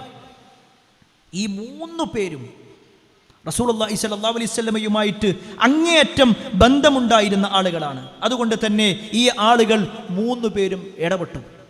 ചരിത്രത്തിൽ കാണുവാൻ സാധിക്കും. അലി വലീദിനെ നേരിട്ടു, ഉബൈദ ഉത്ബയെ നേരിട്ടു, ഹംസ ഷൈബയെ നേരിട്ടു. അലി റളിയല്ലാഹു അൻഹുവും ഹംസ റളിയല്ലാഹു അൻഹുവും ഒരൊറ്റ തവണ കൊണ്ട് തന്നെ തങ്ങളുടെ ശത്രുക്കളെ പരാജയപ്പെടുത്തി. എന്നാൽ ഉബൈദത്ത് ബിനുൽ ഹാരിസ് റളിയല്ലാഹു അൻഹു, നബിയുടെ മറ്റൊരു മൂത്താപ്പാന്റെ മോൻ, അമ്മായിൻ്റെ അല്ല മൂത്താപ്പാന്റെ മോൻ, ഈ ഉബൈദയെ അദ്ദേഹത്തിൻ്റെ ശത്രുവായിരുന്ന ഉത്തുബ ഒരു വെട്ടി. അത് തൊടയുടെ ഭാഗത്തേക്കാണ് കൊണ്ടത്. ആ കാലിങ്ങനെ ഒരു ഭാഗത്തേക്ക് ഇങ്ങനെ ചെരിഞ്ഞു പോയി. അപ്പോഴേക്ക് ഹംസ റളിയല്ലാഹു അൻഹു വന്ന് ഉത്തുബയെ പരാജയപ്പെടുത്തി. 1ാമത്തെ ഘട്ടം ദ്വന്ദ്വയുദ്ധം എന്ന നിലക്കുള്ളത് അവിടെ അവസാനിച്ചു. മുസ്ലിമീങ്ങൾ വിജയിച്ചു ദ്വന്ദ്വയുദ്ധത്തിൽ. പിന്നീട് നബി സല്ലല്ലാഹു അലൈഹി വസല്ലം ഓരോ വിഭാഗത്തെ ഇങ്ങനെ മുന്നിലേക്ക് നിർത്തുകയാണ്. എന്നിട്ടാണ് ഒരു പ്രകടമായ ഒരു 1ാമത്തെ ഒരു അറ്റാക്ക് എന്ന നിലക്ക് നടക്കുന്നത്. ആ ഒരു നൃത്തം നിൽക്കുന്ന സമയത്തുണ്ടായ ചില സംഭവങ്ങൾ കൂടിയുണ്ട്. ചരിത്രത്തിൽ കാണുവാൻ സാധിക്കും. മഹാനായ അബ്ദുറഹ്മാൻ ഇബ്നു ഔഫ് റളിയല്ലാഹു അൻഹു പറയാണ്, ഞാൻ ബദറിൻ്റെ സമയത്ത് ഞാനിങ്ങനെ നോക്കി, എൻ്റെ വലത് ഭാഗത്തേക്ക് നോക്കിയപ്പോൾ ഒരു കുട്ടിനെയാണ് കണ്ടത്.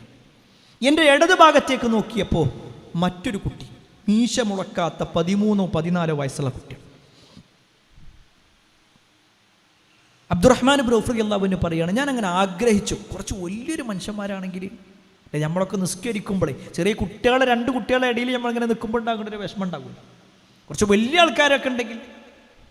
അബ്ദുറഹ്മാൻ ഇബ്നു ഔഫ് റളിയല്ലാഹു അൻഹു പറയാം, ഞാനങ്ങനെ ആഗ്രഹിച്ചു അങ്ങനെ. അപ്പോഴാണ് ആ കൂട്ടത്തിൽപ്പെട്ട ഒരു കുട്ടി എന്നോട് ചോദിക്കണം, യബ്നഅം, അല്ല അമ്മാവ, എനിക്കൊരു കാര്യം ചോദിക്കാണ്ട്, നിങ്ങൾ മക്കക്കാരനല്ലേ? അബ്ദുറഹ്മാൻ ഇബ്നു ഔഫ് റളിയല്ലാഹു അൻഹു പറഞ്ഞു, ഞാൻ മക്കക്കാരനാണ്. നിങ്ങൾ അബൂജഹലിനെ കണ്ടിട്ടുണ്ടോ ചോദിച്ചു. ആ കണ്ടിട്ടുണ്ട്. എന്നാൽ ഈ കൂട്ടത്തിൽ ആരാണ് അബൂജഹൽ എന്ന് എനിക്കൊന്ന് കാണിച്ചു തരൂ. അബ്ദുറഹ്മാൻ ഇബ്നു ഔഫ് റളിയല്ലാഹു അൻഹു അത്ഭുതപ്പെടുക. 13-14 വയസ്സുള്ള കുട്ടിയാണ്. അദ്ദേഹം ചോദിച്ചു, എന്താണ് നിങ്ങൾ ചോദിക്കാനുള്ള കാരണം എന്താ? അപ്പം ആ കുട്ടി പറയാണ്, ഞാൻ കേട്ടിട്ടുണ്ട് നബി സല്ലല്ലാഹു അലൈഹി വസല്ലമയെ ഒരുപാട് പ്രയാസപ്പെടുത്തിയ ആളാണ് ഈ അബൂജഹൽ കേട്ടിട്ടുണ്ട്. അതുകൊണ്ട് ആ അബൂജഹലിനെ ഇല്ലാതാക്കണം എന്ന് വിചാരിച്ചിട്ടാണ് ഞാൻ ഇറങ്ങിയത്. അബ്ദുറഹ്മാൻ ഇബ്നു ഔഫ് റളിയല്ലാഹു അൻഹു പറയാണ്, എനിക്ക് വല്ലാത്തൊരു സന്തോഷം തോന്നി. തൊട്ടപ്പുറത്തുള്ള ആളും ഇതേ വാക്കുകൾ പറഞ്ഞു. യുദ്ധം തുടങ്ങി ഇങ്ങനെ മുന്നോട്ട് പോകുമ്പോഴാണ് തൻ്റെ കയ്യിൽ ഊരിപ്പിടിച്ച വാളുമായി അഹങ്കാരത്തോടു കൂടി അബൂജഹൽ ഇങ്ങനെ നടക്കുന്നത് അബ്ദുറഹ്മാൻ ഇബ്നു ഔഫ് റളിയല്ലാഹു അൻഹു കണ്ടു. എന്നിട്ട് ഈ കാഴ്ച കണ്ടതും അബ്ദുറഹ്മാൻ ഇബ്നു ഔഫ് റളിയല്ലാഹു അൻഹു കുട്ടികളോട് പറഞ്ഞു, ഇതാ മക്കളെ, നിങ്ങൾ ആരെയാണോ പ്രതീക്ഷിച്ചത് അതാ ആ പോകുന്ന ആളാണത്.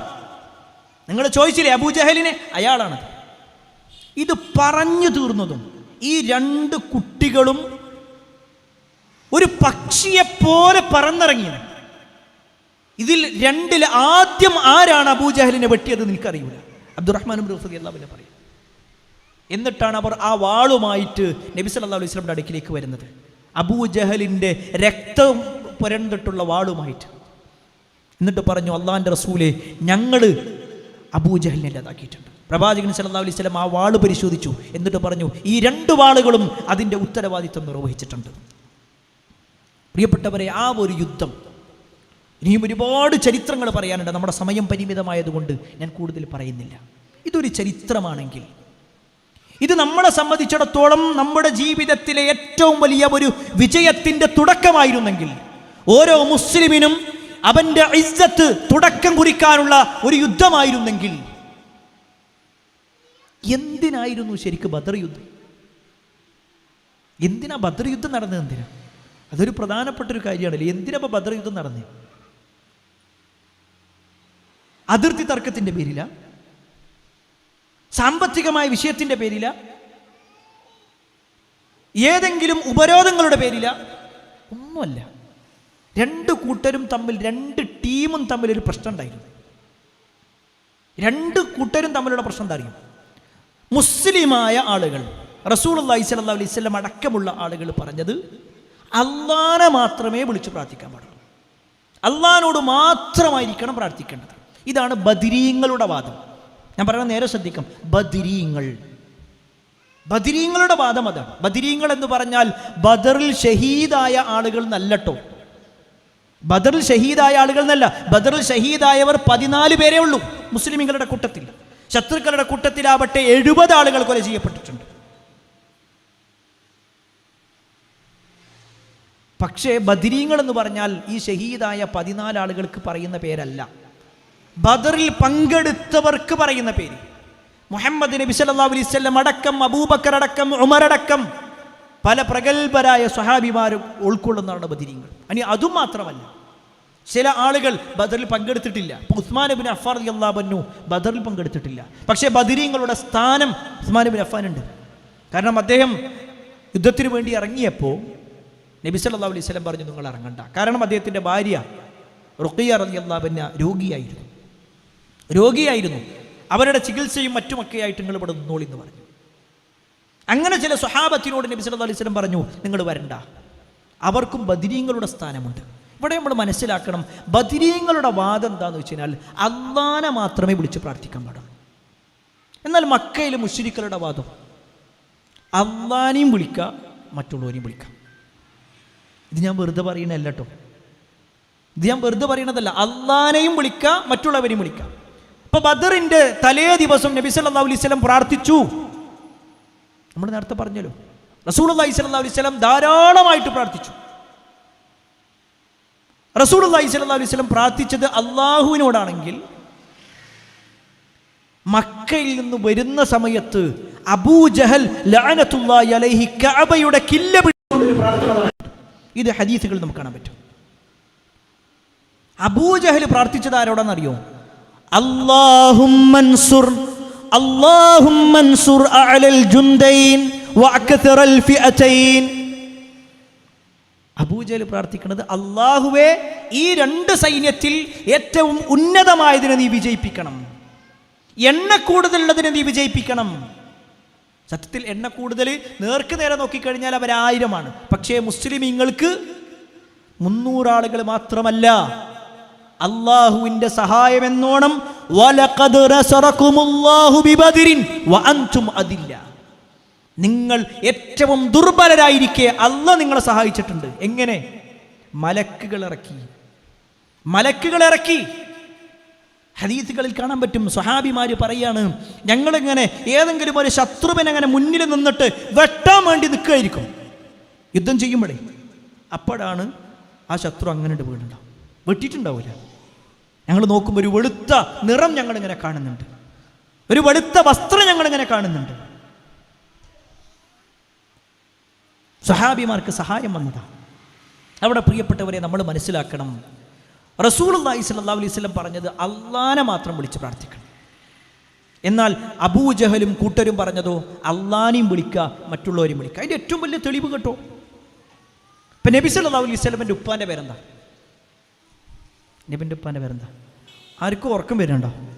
ഉണ്ട്, ആർക്കും ഒരാൾക്കുണ്ട്. നിങ്ങളൊന്നും അങ്ങോട്ട് തിരിഞ്ഞു നോക്കി കാണി, നോക്കിയൊക്കെ ചിലപ്പോൾ കണ്ണിങ്ങനെ പോയിക്കുക. കാരണം ഉണ്ടോ? ഇല്ലല്ലോ, ഉറപ്പല്ലേ? എന്നാ പറ. അബ്ദുള്ള. നബി സല്ലല്ലാഹു അലൈഹി വസല്ലമ ജനിച്ച് നബി സല്ലല്ലാഹു അലൈഹി വസല്ലമക്ക് 40 വയസ്സായി. പിന്നെയാണോ നബി സല്ലല്ലാഹു അലൈഹി വസല്ലം ബാപ്പാക്ക് പേരിട്ടെ? അപ്പം ഞാൻ പറഞ്ഞു വന്നതിൻ്റെ ചുരുക്കം, റസൂലുള്ളാഹി സ്വല്ലല്ലാഹു അലൈഹി വസല്ലമയും സ്വഹാബത്തും പ്രാർത്ഥിച്ചത് അള്ളാഹിനോട് മാത്രം. അവർക്ക് അള്ളാഹിൽ വിശ്വാസം ഉണ്ടായിരുന്നു. എന്നാൽ മക്കയിലെ മുശ്രിക്കുകളോ അവർ അള്ളാഹിനോടും പ്രാർത്ഥിച്ചു, അല്ലാത്തവരോടും പ്രാർത്ഥിച്ചു. അത് ഞാൻ എൻ്റെ വക പറഞ്ഞതല്ല. അതിൻ്റെ തെളിവാണ് നബി സല്ലല്ലാഹു അലൈഹി വസല്ലമയുടെ ഉപ്പാൻ്റെ പേര് അബ്ദുള്ള എന്നാണ്. അബ്ദുള്ള എന്ന വാക്കിൻ്റെ അർത്ഥം എന്താ? അള്ളാഹുവിൻ്റെ അടിമ. നബി സല്ലല്ലാഹു അലൈഹി വസല്ലമ ജനിക്കുന്നതിന് മുമ്പേ നബിൻ്റെ വാപ്പ മരണപ്പെട്ടിട്ടുണ്ട് അല്ലേ? നബി ഉമ്മാൻ്റെ ഗർഭപാത്രത്തിലായിരിക്കെ വാപ്പ മരിച്ചിട്ടുണ്ട്. അപ്പോൾ വാപ്പയായ അബ്ദുള്ളക്ക് പിന്നെ ആ പേരിട്ടതാരാ? നബിയാണോ അള്ളാഹിൻ്റെ അടിമാന്ന് പേരിടുക? അല്ല, നബിൻ്റെ വല്ലിപ്പട്ടതാണ്. അപ്പം നബിൻ്റെ വല്ലിപ്പാക്ക് അള്ളാഹിനെ അറിയാമായിരുന്നു എന്നല്ലേ അപ്പം അതിൻ്റെ അർത്ഥം അല്ലേ? ഇനി അതിൻ്റെ ഏറ്റവും വലിയൊരു തെളിവ് കൂടി പറഞ്ഞുതരാം. നബി സല്ലല്ലാഹു അലൈഹി വസല്ലം ജനിക്കുന്നതിന് മുമ്പേ അല്ലെങ്കിൽ അതിൻ്റെ തൊട്ട് മുമ്പ് നടന്നൊരു സംഭവമാണ് ആനക്കല സംഭവം. കേട്ടിട്ടുണ്ടോ നിങ്ങൾ ആനക്കല സംഭവം? എന്താണ്? അബ്രഹത്ത് എന്ന് പറയുന്ന ഒരു ഭരണാധികാരി ഒരു പറ്റം ആനകളുമായിട്ട് വന്നിട്ട് വലിയ ഒരു സൈന്യം 60,000-ഓളം വരുന്ന സൈന്യവുമായിട്ട് എന്ത് ചെയ്യാണ്? കഅബ പൊളിക്കാൻ വേണ്ടി വന്നു. ആ സമയത്ത് വരുന്ന ഭാഗത്ത് വെച്ചുകൊണ്ട് തന്നെ ഇവർ പലതും കൊള്ളയടിച്ച കൂട്ടത്തിൽ നബിയുടെ വല്ലിപ്പയായ അബ്ദുൽ മുത്തലിബിൻ്റെ 80ഓളം ഒട്ടകങ്ങൾ എടുത്തിട്ടുണ്ടായിരുന്നു. ഈ 80 ഒട്ടകങ്ങളുടെ കാര്യം സംസാരിക്കാൻ വേണ്ടിയിട്ട് അബ്ദുൽ മുത്തലിബ് ചെല്ലുന്നുണ്ട്. അബ്ദുൽ മുത്തലിബിനെ കണ്ടതും ഈ അബ്രത്ത് എഴുന്നേറ്റ് നിന്നു. കാരണം അബ്ദുൽ മുത്തലിബ് നല്ല വെളുത്ത താടിയൊക്കെ ഉണ്ടായിരുന്ന, കാണാൻ നല്ല സൗന്ദര്യമൊക്കെ ഉണ്ടായിരുന്ന ഒരാളായിരുന്നു. അപ്പം നല്ലൊരു ഗാംഭീര്യൻ. പ്രത്യേകിച്ച് അന്നത്തെ മക്കയുടെ നേതാവ് കൂടിയാണ് അബ്ദുൽ മുത്തലിബ്. മക്കയുടെ നേതാവാണ് അബ്ദുൽ മുത്തലിബ്. നേരെ വരികയാണ്. അബ്രഹത്തിൻ്റെ അടുത്തേക്ക് വന്നതും അബ്രഹത്ത് എഴുന്നേറ്റ് പോയി സ്വീകരിച്ചു. അബ്രഹത്ത് വിചാരിക്കണത് കഅബിൻ്റെ കാര്യങ്ങൾ വല്ലതും സംസാരിക്കാൻ വേണ്ടിയിട്ടായിരിക്കും വരുന്നത്. ഉടനെ അബ്ദുൽ മുത്തലിബ് പറയണത് വെച്ച് കഴിഞ്ഞാൽ, ഞാൻ ഇപ്പോൾ വന്നത് എന്തിനാണെന്നറിയോ? എൻ്റെ കുറച്ച് ഒട്ടകങ്ങൾ നിങ്ങൾ എന്ത് ചെയ്തിട്ടുണ്ട്? പിടിച്ചു വെച്ചിട്ടുണ്ട്. അതിന് എനിക്ക് തരാമെന്നാണ്. അത് പറയാൻ വേണ്ടിയിട്ട് വന്നത്. ഉടനെ അബ്രഹത്ത് പറയുന്നൊരു വാചകമുണ്ട്, കഅബിൻ്റെ കാര്യത്തിൽ സംസാരിക്കണം എന്ന് വിചാരിച്ചിട്ടാണ് ഞാൻ നിങ്ങളെ സ്വീകരിച്ചിരുത്തിയത്. നിങ്ങൾ അങ്ങനെ വന്നു എന്നാണ് ഞാൻ കരുതിയത്. എന്നാൽ നിങ്ങൾ നിങ്ങളുടെ ഒട്ടകത്തിൻ്റെ കാര്യം മാത്രമാണ് പറയണത്. ആ സമയത്ത് അബ്ദുൽ മുത്തലിബ് പറയുന്നൊരു വാചകമുണ്ട്, അന റബ്ബുൽ ഇബിൽ. നിങ്ങളെ പിടിച്ചു വെച്ച ആ ഒട്ടകത്തിൻ്റെ ഉടമസ്ഥൻ ഞാനാണ്. എന്നാൽ ആ ഒരു കഅബക്കൊരു റബ്ബുണ്ട്. ആ റബ്ബ് അത് സംരക്ഷിച്ചു. ഒട്ടകത്തിൻ്റെ കാര്യം മാത്രം ഞാൻ നോക്കേണ്ടത്. അബ്ദുൽ മുത്തലിബ് പറഞ്ഞ ആ ഒരു റബ്ബാര, അതാണ്. മനസ്സിലാവുണ്ടോ? അതാണല്ല. അപ്പോൾ അവിടെ അവരെ അള്ളാഹുവിൽ അവർക്ക് വിശ്വാസം ഉണ്ടായിരുന്നു. ഈ പറഞ്ഞതിൻ്റെ അർത്ഥം അബൂജഹൽ എന്ന് കേൾക്കുമ്പോൾ റളിയല്ലാഹു അൻഹു പറയണമെന്നല്ല. അബൂജഹൽ മുസ്ലിമാണെന്നല്ല. അബൂജഹൽ കാഫിർ തന്നെയാണ്, മുശ്രിക്ക് തന്നെയാണ്, സംശയമല്ല. മുശ്രിക്ക് തന്നെയാണ്, സംശയമല്ല. പക്ഷെ അവർക്ക് അള്ളാഹുവിൽ വിശ്വാസം ഉണ്ടായിരുന്നു. പക്ഷെ പിന്നെ എന്താ പ്രശ്നം? ഒരു വിഭാഗം പറഞ്ഞു അള്ളാഹിനെ മാത്രം ആരാധിക്കണമെന്ന്, മറ്റേ വിഭാഗം പറഞ്ഞു അള്ളാഹിനെ ആരാധിക്കുക, മറ്റുള്ളവരെ ആരാധിക്കുക. അവിടെയാണ് പ്രിയപ്പെട്ടവരെ നമ്മളിങ്ങനെ ഈ കാര്യങ്ങൾ ഇങ്ങനെ പരിശോധിക്കുമ്പോൾ ഈ മുശ്രിക്കുകൾ ഇപ്പോൾ അവരെന്തുകൊണ്ട് അങ്ങനെയായത്? അവർ പറയുന്ന ന്യായമുണ്ട്. അല്ലാഹു സുബ്ഹാനഹു വ തആല വിശുദ്ധ ഖുർആനിലൂടെ പറയാണ്, വഇദാ ഖീല ലഹും തആലൂ ഇലാ മാ അൻസലല്ലാഹു വഇലർ റസൂൽ ഖാലൂ ഹസ്ബുനാ മാ വജദ്നാ അലൈഹി ആബാഅനാ അബലൗ കാന ആബാഉഹും ലാ യഅലമൂന ശൈഅൻ വലാ യഹ്തദൂൻ. അല്ലാഹു വിശുദ്ധ ഖുർആനിലൂടെ പറയാണ്, മക്കയിലെ മുശ്രിക്കുകളായ ആളുകൾ അല്ലെങ്കിൽ സത്യനിഷേധികളായ ആളുകൾ, അങ്ങനെ പറയും, അവരോട് പറയും ഇദാ ഖീല ലഹും, അവരോട് പറയപ്പെട്ടാൽ തആലൂ ഇങ്ങോട്ട് വരും, ഇലാ മാ അൻസലല്ലാഹ്, അല്ലാഹ് ഇറക്കിയതിലേക്ക്, അല്ലാഹ് ഇറക്കിയത് എന്ന് പറഞ്ഞാൽ ഖുർആനിലേക്ക് ഇങ്ങോട്ട് വരും, വ ഇല റസൂൽ, റസൂലിലേക്ക് വരും, അഥവാ സുന്നത്തിലേക്ക് വരും. ഖുർആനും സുന്നത്തും അനുസരിച്ച് നിൽക്കുക എന്ന് പറയുമ്പോൾ അവരെന്താ പറയാന്നറിയോ? ഖാലൂ ഹസ്ബുനാ മാ വജദ്നാ അലൈഹി ആബാഅനാ. ഞങ്ങൾക്ക് ഞങ്ങളെ വാപ്പാൻ്റെ വാപ്പയൊക്കെ ചെയ്തെന്താ അത് മതി. ഖുർആനൊക്കെ അവിടെക്കട്ടെ, ആയത്തൊക്കെ അവിടെക്കട്ടെ, അതീതൊക്കെ ഉണ്ടാകും. പക്ഷെ എൻ്റെ വാപ്പ ചെയ്തത് ഇങ്ങനെയാണ്, എൻ്റെ വല്ലിപ്പനെ ഞാൻ ഇങ്ങനെ കണ്ടിട്ടുള്ളത്. പ്രിയപ്പെട്ടവർ നിങ്ങൾ ആലോചിച്ച് നോക്കിക്കണം. ഇത് ഞാൻ എൻ്റെ വാക്കല്ല കേട്ടോ. നിങ്ങളിത് ഖുർആൻ എടുത്തിട്ട് പരിശോധിക്കുക. ഞാൻ പറഞ്ഞ പോലെ തന്നെയാണോ അർത്ഥം, അല്ല ഞാൻ കൂട്ടി മാറ്റിയിട്ടുണ്ടോ, എനിക്കനുസരിച്ച് കൊണ്ട് ഞാൻ വാക്ക് മാറ്റിയിട്ടുണ്ടോ, ഒക്കെ നിങ്ങൾക്ക് പരിശോധിക്കാം. സത്യനിഷേധികളായ ആളുകളുടെ സ്വഭാവമാണ് ഈ പറയുന്നത്. നമ്മളങ്ങനെ ആലോചിച്ച് നോക്കിക്കഴിഞ്ഞാൽ നമ്മുടെ സമൂഹത്തിലും ഇതേ ഒരു പ്രശ്നം കാണാൻ പറ്റും. അവിടെയാണ് നമ്മളിങ്ങനെ ബദറിൻ്റെ ചരിത്രം പറയുമ്പോൾ മുസ്ലിമീങ്ങൾ വിജയിക്കാനുള്ള കാരണം, ഒന്നാമത്തെ കാരണം എന്താണെന്നറിയോ? അവർ പ്രാർത്ഥിച്ചത് അള്ളാഹിനോടായിരുന്നു. അതുകൊണ്ടാണ് വിജയിച്ചത്. അള്ളാഹിനോട് മാത്രമായിരുന്നു, അങ്ങനെ പറയണം. കാരണം അബൂജഹലും പ്രാർത്ഥിച്ചത് അള്ളാഹിനോട് തന്നെയാണ്. പക്ഷേ മുസ്ലിമീങ്ങൾ അള്ളാഹിനോട് മാത്രം പ്രാർത്ഥിച്ചു, അവിടെ വിജയം ഉണ്ടാവും. അള്ളാഹുൽ പ്രതീക്ഷ അർപ്പിച്ചുകൊണ്ട് അള്ളാഹുലേക്ക് മാത്രം പോകുക എന്നുള്ളത് ഒന്നാമത്തെ കാര്യം, വിജയിക്കാനുള്ള ഒന്നാമത്തെ കാര്യം. രണ്ടാമത്തെ കാര്യം എന്താണെന്നറിയോ? അവർക്ക് ദീനിനോട് വല്ലാത്ത ഇഷ്ടമായിരുന്നു. ഈ ദീനിനോട് അവർക്ക് വല്ലാത്ത ഇഷ്ടമാണ്. അതുകൊണ്ടല്ലേ ബദർ യുദ്ധം കഴിഞ്ഞിട്ട് 70ഓളം ശത്രുക്കളെ പിടിച്ചു. ഇവരെ എന്ത് ചെയ്യണമെന്ന് നബി സല്ലല്ലാഹു അലൈഹി വസല്ലം ചോദിക്കണം. അപ്പോൾ അബൂബക്കർ റളിയല്ലാഹു അൻഹു പറഞ്ഞെന്ത്, ഓരെ നമുക്ക് എന്ത് ചെയ്യുക, എന്തെങ്കിലുമൊക്കെ വാങ്ങിയിട്ട് തിരിച്ചുവിടാം, ഒരു സമ്പത്ത് എന്തെങ്കിലും വാങ്ങിയിട്ട് ഓരെ തിരിച്ചുവിടാം. ഉമർ റളിയല്ലാഹു അൻഹു എന്താ പറഞ്ഞത്? ഉമർ റളിയല്ലാഹു അൻഹു പറയാണ്, ആ 70 ആളെയും കൊല്ലണം. 70 ആളെയും കൊല്ലണം എന്ന് മാത്രമല്ല, കൊല്ലേണ്ടത് ആരാന്നറിയോ? സ്വന്തം കുടുംബത്തിൽപ്പെട്ട ആൾക്കാർ. എൻ്റെ കുടുംബത്തിൽ ഒരാളുണ്ടെങ്കിൽ ഞാൻ തന്നെ കൊല്ലണം. വല്ലാത്തൊരു മനസ്സിനെ കേട്ടോ, അല്ലേ? എന്നാൽ കേട്ടോളിയും, ഉമർ റളിയല്ലാഹു അൻഹു അങ്ങനെ തന്നെ ചെയ്തത്. സ്വന്തം അമ്മാവൻ്റെ തലയറുത്തു ബദർ യുദ്ധത്തിൽ. അവർക്ക് ദീനിനോടാണ് ഇഷ്ടമുണ്ടായിരുന്നത്. ചരിത്രത്തിൽ കാണാൻ പറ്റും, അബൂബക്കർ സിദ്ദീഖ് റളിയല്ലാഹു അൻഹുവിൻ്റെ മകൻ അബ്ദുറഹ്മാൻ ഇബ്നു അബീ ബക്കർ ബദർ യുദ്ധത്തിൽ മുശ്രിക്കുകളുടെ കൂടെ ഉണ്ടായിരുന്നു. അബൂബക്കർ റളിയല്ലാഹുവിൻ്റെ മകൻ മുശ്രിക്കുകളോടൊപ്പം, അബൂബക്കർ റളിയല്ലാഹു അൻഹു ഇപ്പുറത്ത് മുസ്ലിങ്ങളോടൊപ്പം. കുറേ കാലം കഴിഞ്ഞ് ഈ അബ്ദുറഹ്മാൻ മുസ്ലിം ആകുന്നുണ്ട്. ആ സമയത്ത് അബ്ദുറഹ്മാൻ പറയാണ്, ഞാൻ അന്ന് ബദർ യുദ്ധം നടക്കുമ്പോൾ ഞാൻ എൻ്റെ വാപ്പാനെ കാണരുതെന്ന് വിചാരിച്ചിട്ട് ഇങ്ങനെ മാറി മാറി നടക്കുകയായിരുന്നു. പാനോടൊക്കെ യുദ്ധം ചെയ്യാറ് മോശമല്ലേ? ആ സമയത്ത് അബൂബക്കർ റളിയല്ലാഹു അൻഹു പറയണ മറുപടി എന്താ അറിയോ? ഞാൻ നിന്നെ തെരഞ്ഞെടുക്കിയിരുന്നു, എന്നെ കണ്ടില്ല, കണ്ടിട്ടുണ്ടെങ്കിൽ എൻ്റെ തല എടുത്തിട്ടുണ്ടാവില്ല. കാരണം ദീനിനോടാണ് ഇഷ്ടം, വാപ്പനോടല്ല, ഉമ്മനോടല്ല, അള്ളാഹിനോട് റസൂലിനോട് സല്ലല്ലാഹു അലൈഹി വസല്ലം. അതിനപ്പുറത്തേക്ക് ആരുമില്ല പ്രിയപ്പെട്ടവരെ. നമ്മളെ സൃഷ്ടിച്ചതാണ് നമ്മളെ റബ്ബല്ലേ. ആ റബ്ബ് പറഞ്ഞതേ നമ്മൾ അനുസരിക്കേണ്ടതുള്ളൂ, ആ റബ്ബ് പറഞ്ഞതേ നമ്മൾ കേൾക്കേണ്ടത്. അതിനപ്പുറത്തേക്ക് ആരെന്ത് പറഞ്ഞാലും അതെനിക്ക് വേണ്ട, എനിക്ക് എൻ്റെ റബ്ബ് മതി. എൻ്റെ എല്ലാ പ്രശ്നവും പരിഹരിക്കാൻ എൻ്റെ റബ്ബ് ഉണ്ടാകുമ്പോൾ പിന്നെ ഞാൻ വേറെ എന്തിന് വേറൊരാളുടെ കയ്യിലേക്ക് അല്ലെങ്കിൽ വേറൊരാളുടെ അടുത്തേക്ക് എൻ്റെ കൈകൾ നീട്ടണം? ആവശ്യമില്ലല്ലോ.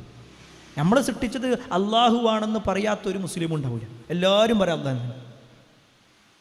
എങ്കിൽ നമ്മളെ സംവിധാനിക്കുന്നതും നമ്മുടെ എന്തു കാര്യവും നമ്മുടെ മനസ്സിൽ വിചാരിക്കണവരെ അള്ളാഹ്ക്ക് അറിയില്ല, ഇല്ലേ? നമ്മുടെ മനസ്സിൽ കരുതുന്നത് വരെ, നമ്മുടെ മനസ്സിൻ്റെ തേട്ടമായ പ്രാർത്ഥന വരെ അള്ളാഹ്ക്ക് അറിയും. എങ്കിൽ ആ റബ്ബിനോട് പ്രാർത്ഥിക്കാൻ വേണ്ടിയിട്ട് നമ്മൾ അജ്മീർ പോകേണ്ട ആവശ്യമുണ്ടോ? ആ റബ്ബിനോട് പ്രാർത്ഥിക്കാൻ വേണ്ടിയിട്ട് നമ്മൾ മമ്പറത്തേക്ക് പോകേണ്ട ആവശ്യമുണ്ടോ? ആ റബ്ബിനോട് പ്രാർത്ഥിക്കാൻ വേണ്ടിയിട്ട് നമ്മൾ വേറെ ഏതെങ്കിലും സ്ഥലത്തേക്ക് പോകേണ്ട ആവശ്യമുണ്ടോ? നമ്മുടെ വീട്ടിലിരുന്ന് പ്രാർത്ഥിച്ചാൽ, നമ്മുടെ കസേരയിലിരുന്ന് നമ്മൾ പ്രാർത്ഥിച്ചാലും അള്ളാഹ് സ്വീകരിക്കും. നമ്മൾ നിസ്കരിക്കുമ്പോൾ ശരിക്കും ആരോടെ പ്രാർത്ഥിക്കണം? അള്ളാഹിനോടല്ലേ? അല്ലേ? ഞാനിത് പറയാനുള്ള കാരണം എന്താണെന്നറിയോ? കുറേ കാലങ്ങൾക്ക് മുമ്പ് ഞാൻ കോളേജ് കഴിഞ്ഞ് ഒരു കോഴ്സ് പഠിക്കാൻ വേണ്ടിയിട്ട് എറണാകുളത്ത് നിൽക്കുന്നു. അപ്പോൾ ആ സമയത്ത് പലപ്പോഴും ക്ലാസ്സുകൾ എടുക്കും സുബഹിന് ശേഷം. അപ്പോൾ അതിങ്ങനെ പുറത്തിടാറുണ്ട്, പുറത്ത് എല്ലാവരും കേൾക്കുന്ന രൂപത്തിൽ. അപ്പോൾ ഒരാൾ ഇതിങ്ങനെ സ്ഥിരമായിട്ട് കേൾക്കും, നമ്മളുമായി നല്ലൊരു ബന്ധം ഉണ്ടായിരിക്കും. അപ്പോൾ ഞാൻ ഒരു തവണ തൗഹീദുമായി ബന്ധപ്പെട്ടുകൊണ്ട് അള്ളാഹിനെ മാത്രം ആരാധിക്കണം എന്നൊക്കെ പറഞ്ഞിട്ടുള്ള ക്ലാസ് എടുത്തു. അപ്പോൾ അത് കഴിഞ്ഞപ്പോൾ ഇയാൾ പറഞ്ഞു എന്നോട്, നിസ്കാരമൊക്കെ ഞാൻ പുറത്തിങ്ങനെ ഇറങ്ങിയപ്പോൾ ക്ലാസ്സൊക്കെ ഉഷാറായിക്കണം, പക്ഷെ നമ്മൾ അംഗീകരിക്കൂല കേട്ടോ പറഞ്ഞു. എന്ന് ചോദിച്ചാൽ എന്താ നിങ്ങളെന്താ അള്ളാഹിനോട് മാത്രം പ്രാർത്ഥിക്കണം എന്ന് പറഞ്ഞത്? നമ്മളെ കുറേ പ്രശ്നങ്ങൾ നമ്മൾ എന്ത് ചെയ്യണം? ഇന്ന ആൾക്കാരോട് പറയണം, അവർ മുഖേന നമ്മൾ അള്ളാഹുവിലേക്ക് എത്തുക. നമ്മൾ നേരിട്ട് പ്രാർത്ഥിച്ചിട്ട് കാര്യമില്ല. ഒരു പക്ഷേ നമ്മളൊക്കെ ചെറിയ പ്രായം തൊട്ടേ കേട്ടിട്ടുള്ളൊരു വിഷയമായിരിക്കും. ഞാൻ ആരെയും കുറ്റപ്പെടുത്താനല്ല കേട്ടോ പറയണത്, നമ്മളൊക്കെ അങ്ങനെ കേട്ടും പഠിച്ചതൊക്കെ വരാം. ഞാനിപ്പോൾ ആ സമയത്ത് ആ സുഹൃത്തിനോട് പറഞ്ഞൊരു കാര്യം, നിങ്ങൾ നിസ്കരിച്ചോ എന്ന് ചോദിച്ചു. നിങ്ങളെല്ലാവരും കേൾക്കണില്ലേ? എല്ലാവരും ശ്രദ്ധിക്കണില്ലേ? നിങ്ങൾ നിസ്കരിച്ചോ എന്ന് ചോദിച്ചു. മൂപ്പര് ആ നിസ്കരിച്ചു. നിങ്ങൾ നിസ്കാരത്തിൽ ഇഹ്ദിന സിറാത്തൽ മുസ്തഖീം എന്ന് പറഞ്ഞോ? ആ പറഞ്ഞു. ഞങ്ങളെ നീ നേരായ മാർഗത്തിൽ നടത്തണേന്നല്ലേ? ആരോടാ പ്രാർത്ഥിച്ച്? അള്ളാഹിനോട്. അപ്പം നിങ്ങളല്ലേ പറഞ്ഞു നേരിട്ട് അള്ളാഹിനോട് പ്രാർത്ഥിച്ചാൽ കേൾക്കൂലെന്ന്? ആ നിസ്കാരത്തിൽ നേരിട്ടല്ലേ പ്രാർത്ഥിക്കണത്, അല്ലേ? നമ്മൾ നിസ്കാരം കഴിഞ്ഞാൽ പിന്നെ അല്ലാഹുമ്മ അൻത സലാം വമിൻക സലാം ആരോടാ പ്രാർത്ഥിക്കണേ? അള്ളാഹിനോടാ. അത് കഴിഞ്ഞ് കൈകൾ ഉയർത്തിയോ അല്ലാതെയോ ഒക്കെ പ്രാർത്ഥിക്കുന്നവരില്ലേ, ആരോടാ പ്രാർത്ഥിക്കണത്? അള്ളാഹിനോടാണ്. എന്നിട്ട് നമ്മൾ പറയണത് എന്താ? നമ്മൾ നേരിട്ട് പ്രാർത്ഥിച്ചാൽ അത് കേൾക്കൂല. നമ്മൾ ആ പറയുന്നതിൽ തന്നെ എന്തോ ഒരു വൈരുദ്ധ്യം ഉണ്ടല്ലോ. നമ്മൾ നിസ്കരിക്കുമ്പോൾ പ്രാർത്ഥിക്കുന്നത് അള്ളാഹിനോടാണെങ്കിൽ, നിസ്കാരം കഴിഞ്ഞാലും പ്രാർത്ഥിക്കുന്നത് അള്ളാഹിനോടാണെങ്കിൽ, ജീവിതത്തിലെ ഏത് സമയത്തും പ്രാർത്ഥിക്കേണ്ടത് അള്ളാഹിനോടാണ്. വേറെ ഒരാളും നമ്മളെ ഒരു കാര്യം ഇടപെടാനില്ല. ഇനി നോക്ക്, ഈ ബദരീങ്ങളോളം വലിയ സ്ഥാനം വേറെ ആർക്കെങ്കിലും ഉണ്ടോ? ഉണ്ടോ? ബദരീങ്ങളോളം വലിയ സ്ഥാനമുള്ള ആരെങ്കിലും ഉണ്ടോ? ഇല്ലല്ലോ. ബദരീങ്ങളിൽ ഏറ്റവും ഉന്നതനാണ് മുഹമ്മദ് മുസ്തഫ സല്ലല്ലാഹു അലൈഹി വസല്ലം. നമ്മൾ ബദരീങ്ങളോട് പ്രാർത്ഥിക്കും. ചില ആളുകൾ സഹായം തേടും. എങ്ങനെ? ഞങ്ങളുടെ ഇന്ന മുസീബത്തുകളൊക്കെ ബദരീങ്ങളുടെ തുണ കൊണ്ട് മാറ്റിത്തരണേ, ബറക്കത്തിനാൽ തുണ റബ്ബന. കേട്ടിട്ടില്ലേ? അത്തരത്തിലുള്ള പദങ്ങൾ പറയണം. ഞാൻ ആരെയും കുറ്റപ്പെടുത്താനല്ല പറയണത്. എങ്കിലും നമ്മൾ ആലോചിച്ച് നോക്കേണ്ടത്, അങ്ങനെ ഓരോരുത്തരുടെ ചരിത്രം പറഞ്ഞത്, ഈ ചരിത്രങ്ങളൊക്കെ ഉണ്ടോ നിങ്ങൾ പരിശോധിക്കാം. അതിലൊന്നാമത്തെ ആൾ ബദരീങ്ങളുടെ നേതാവ് എന്ന് പറഞ്ഞാൽ മുഹമ്മദ് മുസ്തഫ സല്ലല്ലാഹു അലൈഹി വസല്ലം അല്ലേ? ആ നബി സല്ലല്ലാഹു അലൈഹി വസല്ലമക്ക് നല്ല ലാവിശായ ജീവിതമായിരുന്നു ഉണ്ടായിരുന്നേ? ആണോ? അല്ല, ദാരിദ്ര്യത്തിലായിരുന്നു, പ്രയാസത്തിലായിരുന്നു. മഹതിയായ ആയിഷ റളിയല്ലാഹു അൻഹ പറയാണ്, 3 ദിവസം തുടർച്ചയായിട്ടൊക്കെ ഭക്ഷണമില്ലാത്ത അവസ്ഥ ഉണ്ടായിട്ടുണ്ട്. നമ്മൾ ഇവിടുന്ന് ചെറിയൊരു പ്രയാസം വരുമ്പോഴേക്ക് പടച്ച ബദരീങ്ങളെ നമ്മളെ പ്രശ്നങ്ങളൊക്കെ മാറ്റിത്തരണേ, നമ്മളെ പ്രശ്നം മാറ്റിത്തരണേ. നബി ബദരീങ്ങൾ പെട്ട ആളെ, നബി അങ്ങനെ ഇപ്പോൾ വന്ന് കാണാൻ എൻ്റെ പ്രശ്നം തന്നെ എനിക്ക് മാറ്റാൻ പറ്റില്ല, എന്നിട്ട് എൻ്റെ പ്രശ്നം മാറ്റിത്തരും അല്ലേ? നീ ബദരീങ്ങളുടെ കൂട്ടത്തിൽപ്പെട്ട ആളാണ് ഉമർ ഇബ്നുൽ ഖത്താബ് റളിയല്ലാഹു അൻഹു. ഞാൻ നേരത്തെ പറഞ്ഞു, സ്വന്തം അമ്മാവൻ്റെ തലയറുത്താളാ, ബദർ യുദ്ധത്തിൽ ഇറങ്ങി പുറപ്പെട്ട ആളാണ്. ആ ഉമർ ഇബ്നുൽ ഖത്താബ് റളിയല്ലാഹു അൻഹു സുബഹ് നമസ്കാരത്തിന് വേണ്ടി പള്ളിയിലേക്ക് നിന്നപ്പോൾ പള്ളിയുടെ മീറാബിന്റെ ഭാഗത്ത് ഒളിഞ്ഞു നിന്ന അബൂ ലുഅ്ലുഅത്തുൽ മജൂസി എന്ന് പറയുന്ന മജൂസിയായ മനുഷ്യൻ ഉമർ റളിയല്ലാഹു അൻഹുവിന്റെ വയറിലേക്ക് കുത്തുകയാണ്. തടുക്കാൻ നിന്ന 7ഓളം സഹാബിമാരെയും കൊണ്ട്. ആ ഒരു കുത്ത് കാരണത്താലാണ് ഉമർ ഇബ്നുൽ ഖത്താബ് റളിയല്ലാഹു അൻഹു ഷഹീദാകുന്നത്. ഉമർ റളിയല്ലാഹു അൻഹു ഷഹീദായത് അപകടം പറ്റിയതാ. അലി റളിയല്ലാഹു അൻഹു ബദർ യുദ്ധത്തിൽ ആദ്യം ഇറങ്ങിയാളാ അല്ലേ? അലി റളിയല്ലാഹു അൻഹു ശത്രുവിന്റെ കുത്തേറ്റുകൊണ്ടാണ് മരിക്കണത്. സുബഹ് നമസ്കാരത്തിന്റെ സമയത്ത് തന്നെ പള്ളിയിലേക്ക് വരുമ്പോഴാണ് അബ്ദുറഹ്മാൻ ബിൻ മുൽജിം എന്ന് പറയുന്ന മനുഷ്യൻ അലി റളിയല്ലാഹു അൻഹുവിനെ കൊലപ്പെടുത്തുന്നത്. ബദരീങ്ങളുടെ കൂട്ടത്തിൽപ്പെട്ട ആളാണ് ഹംസത്ത് ബിൻ അബ്ദുൽ മുത്തലിബ് അല്ലേ? ഉഹുദ് യുദ്ധത്തിലാണ് ഹംസ റളിയല്ലാഹു അൻഹു ഷഹീദാകുന്നത്. ഇവരൊക്കെ ഷഹീദന്മാരായി മരണപ്പെട്ടതാണെങ്കിൽ നമ്മൾ പറയുന്നത് എന്താ? ഇൻ്റെ പ്രയാസമൊക്കെ മാറ്റിത്തരണേ ബദരീങ്ങളെന്ന്. ഓരെന്നെ ആകെ ഷഹീദായിട്ടുള്ള ആൾക്കാരാ, എന്നിട്ട് ഓരോ അടുത്തെന്നാണ് നമ്മളെന്തെങ്കിലും പ്രയാസങ്ങൾ നമ്മൾ മാറ്റിത്തരാൻ വേണ്ടി പറയുന്നത്. രോഗം മാറ്റിത്തരാൻ വേണ്ടി ബദരീങ്ങളോട് പ്രാർത്ഥിക്കുന്നവരുണ്ട്, രോഗം മാറ്റിത്തരാൻ വേണ്ടിയിട്ട്. എന്നാൽ കേട്ടോ, റസൂലുള്ളാഹി സ്വല്ലല്ലാഹു അലൈഹി വസല്ലം വഫാത്താകുന്ന സമയത്ത് പനി പിടിച്ച് രോഗിയായിരുന്നു അല്ലേ? റസൂലുള്ളാഹി സ്വല്ലല്ലാഹു അലൈഹി വസല്ലമക്ക് ശേഷം അബൂ ഉബൈദ റളിയല്ലാഹു അൻഹു, ഉമർ റളിയല്ലാഹു അൻഹുവിന്റെ കാലത്തുണ്ടായ ഒരു അംവാസ് എന്ന് പറയുന്ന സ്ഥലത്തുണ്ടായ ഒരു പകർച്ചവ്യാധി ഉണ്ടായിരുന്നു. 25,000-ഓളം ആളുകളാണ് ആ ഒരു പകർച്ചവ്യാധിയിൽ, നമ്മുടെ ഭാഷയിൽ പറഞ്ഞ കൊറോണ പോലത്തെ ഒന്ന് ഉണ്ടായിട്ട് ആളുകൾ മരിച്ചത്. 25,000 ആളുകൾ. അതിൽ അബൂ ഉബൈദ റളിയല്ലാഹു അൻഹു ഉണ്ടായിരുന്നു. അബൂ ഉബൈദ റളിയല്ലാഹു അൻഹു ബദരീങ്ങളിൽപ്പെട്ട ആളാണ്. ആ ബദരീങ്ങളോടാണ് നമ്മൾ ജലദോഷം വരുമ്പോൾ മാറ്റിത്തരണേന്ന് പറയുന്നത്, പനി വരുമ്പോൾ മാറ്റിത്തരണേന്ന് പറയണത്. അവർക്ക് അതിലേറെ വലിയ പ്രയാസങ്ങൾ ഉണ്ടായ ആൾക്കാരാണ് അല്ലേ? കടം കൊണ്ട് വലയുന്ന സമയത്ത് കടങ്ങൾ മാറാൻ വേണ്ടി ബദരീങ്ങളോട് തേടുന്നവർ. സുബൈർ റളിയല്ലാഹു അൻഹു മരണപ്പെടുന്നതിന് മുമ്പ് ലക്ഷങ്ങൾ കടക്കാരനായിരുന്നു. പിന്നെ അദ്ദേഹത്തിൻ്റെ മകൻ അതാണത് വീട്ടുന്നത്. ചരിത്രത്തിൽ കാണാൻ പറ്റും. ഇങ്ങനെ എത്ര ചരിത്രങ്ങൾ. നമ്മളെ ദുനിയാവിൻ്റെ കാര്യമൊക്കെ ഇങ്ങനെ ബദരീങ്ങളോട് പറയുമ്പോൾ നമ്മൾ മനസ്സിലാക്കേണ്ട വിഷയം, ബദരീങ്ങൾ അതിനല്ല. ബദരീങ്ങൾ അള്ളാഹുവിൻ്റെ സ്വന്തക്കാരാണ്, സംശയമല്ല, ഒരു സംശയമല്ല. ബദരീങ്ങൾ ഏറ്റവും ഉന്നതരാണ്. പക്ഷേ ആ ബദരീങ്ങൾ ഏതൊരു യുദ്ധം നിർവഹിച്ചോ അതിലെന്തായിരുന്നോ ലക്ഷ്യം, ആ ലക്ഷ്യം നമുക്ക് ഉണ്ടാവണ്ട. അതിനപ്പുറത്തേക്ക് നമ്മൾ പോകാൻ പാടില്ല. അവരല്ലാഹുവിനോട് മാത്രം വിളിച്ച് പ്രാർത്ഥിക്കണം എന്ന് പറഞ്ഞ് യുദ്ധം ചെയ്യുക, എന്നിട്ട് നമ്മൾ അവരെ വിളിച്ച് പ്രാർത്ഥിക്കുക, അതല്ലേ വിരോധാഭാസം? അവിടെയാണ് പ്രിയപ്പെട്ടവരെ നമ്മളെ സംബന്ധിച്ചിടത്തോളം ബദരീങ്ങൾ ഉണ്ടാക്കിയ ആ ഒരു ദീനുണ്ട്, അല്ലെങ്കിൽ അവർ മനസ്സിലാക്കിയൊരു ദീനുണ്ട്. ആ ദീനനുസരിച്ച് കൊണ്ടായിരിക്കണം നമ്മുടെ മുന്നോട്ട് പോക്ക്. മൂന്നാമത്തൊരു കാര്യം, ഈ ഒരു ബദർ നമുക്ക് നൽകുന്ന വലിയ ഒരു ചരിത്ര പാഠം എന്താണെന്നറിയോ? വിശ്വാസികൾ തമ്മിൽ വല്ലാത്തൊരു അടുപ്പുണ്ടാകുക എന്നുള്ളത്. വല്ലാത്തൊരു അടുപ്പം. എപ്പോഴും വിശ്വാസികൾ അങ്ങോട്ടും ഇങ്ങോട്ടും നല്ല മനസ്സോടുകൂടിയാണ് ജീവിക്കട്ടെ. ഞാനതിലൊരു ചരിത്രം കൂടി പറഞ്ഞുതരാം. ബദർ യുദ്ധം നടക്കുന്നതിൻ്റെ അന്നേ ദിവസം രാവിലെ നബി സല്ലല്ലാഹു അലൈഹി വസല്ലമയുടെ അടുക്കിലേക്ക് സഅദ് ബിൻ മുആദ് റളിയല്ലാഹു അൻഹു വരുന്നുണ്ട്. എന്നിട്ട് പറയാണ്, അല്ലാഹുവിൻ്റെ റസൂലേ, ഞങ്ങൾ നിങ്ങൾക്കൊരു ടെൻ്റ് ഉണ്ടാക്കി തരാം, നിങ്ങൾ അവിടെ ഇരുന്നാൽ മതി, നിങ്ങൾ അവിടെ ഇരുന്നാൽ മതി. അതിൻ്റെ കൂടെ നിങ്ങൾക്ക് കാവലായിട്ട് കുറച്ച് ആൾക്കാരെ നിർത്തി തരാം. ഞങ്ങൾ യുദ്ധം ചെയ്യാം, നിങ്ങൾ ഇറങ്ങി യുദ്ധം ചെയ്യണ്ട. എന്നിട്ട് ബാക്കി അദ്ദേഹം പറയുന്നൊരു വാചകം കൂടിയുണ്ട്. സഅദ് റളിയല്ലാഹു അൻഹു പറയാണ്, അല്ലാഹുവിൻ്റെ റസൂലേ, നമ്മുടെ യുദ്ധത്തിൽ വിജയിക്കുകയാണെങ്കിൽ നമുക്കെല്ലാവർക്കും ഒരുമിച്ച് കൊണ്ട് മദീനത്തേക്ക് പോകാം. അതല്ല, ഈ യുദ്ധത്തിൽ നമ്മൾ പരാജയപ്പെടുകയും ഞങ്ങൾ കൊല ചെയ്യപ്പെടുകയും ചെയ്യുകയാണെങ്കിൽ നിങ്ങൾ മദീനത്തേക്ക് ഈ ബാക്കിയുള്ള സ്വഹാബത്തുമായിട്ട് പോകണം. എന്നിട്ട് സഅദ് റളിയല്ലാഹു അൻഹു പറയാണ്, ഞങ്ങളെക്കാൾ കൂടുതൽ നിങ്ങളെ ഇഷ്ടപ്പെടുന്ന ഒരു വലിയ വിഭാഗം മദീനത്തുണ്ട്. സുബ്ഹാനല്ലാഹ്, എങ്ങനെ അത് പറയാൻ കഴിയും? നമ്മളാണെങ്കിൽ എന്താ പറയുക, നബി ഞങ്ങൾ തന്നെ ഉള്ളൂ കേട്ടോ നിങ്ങൾക്ക് ഇറങ്ങാൻ, ഞങ്ങൾ മാത്രമേ ഉള്ളൂ, അവിടെ ബാക്കിയുള്ളവരൊന്നും ഒന്നും ഇറങ്ങിയിട്ടില്ല, മറ്റോ വന്നിട്ടില്ലല്ലോ, ഇവൻ വന്നിട്ടില്ലല്ലോ, അതാ നമ്മൾ പറയാം. പക്ഷേ സഅദ് റളിയല്ലാഹു അൻഹു, വിശ്വാസികൾ തമ്മിലുള്ള ഒരു വലിയ ബന്ധമാണത്. നല്ലത് ചിന്തിക്കുക എന്നുള്ളത്, തൻ്റെ സഹോദരനെ കുറിച്ച് നല്ലത് ചിന്തിക്കുക. ഓൻ ഒരു ദിവസം നിസ്കരിക്കാൻ വന്നില്ലേ, എന്തെങ്കിലും ഒരു തടസ്സം ഉണ്ടാകും. അവൻ്റെ ഈമാൻ നമ്മൾ അളക്കണ്ട. അവൻ തറാവീനെ കണ്ടില്ല എന്ന് വിചാരിച്ചിട്ട് ഉടനെ നമ്മൾ മെസ്സേജ് അയക്കണ്ട. ഇനി 2 ദിവസം കണ്ടില്ലേ, നമുക്ക് ചോദിക്കാം വല്ല അസുഖമുണ്ടോ, എന്തെങ്കിലും പ്രയാസമുണ്ടോ, അത് ചോദിക്കണം. അതാണ് വിശ്വാസി. അല്ലാതെ അവൻ്റെ ഈമാൻ അളക്കാനും അവൻ്റെ ആരാധനാ കാര്യങ്ങൾ നോക്കാനും നമ്മളെ ഏൽപ്പിച്ചിട്ടില്ല.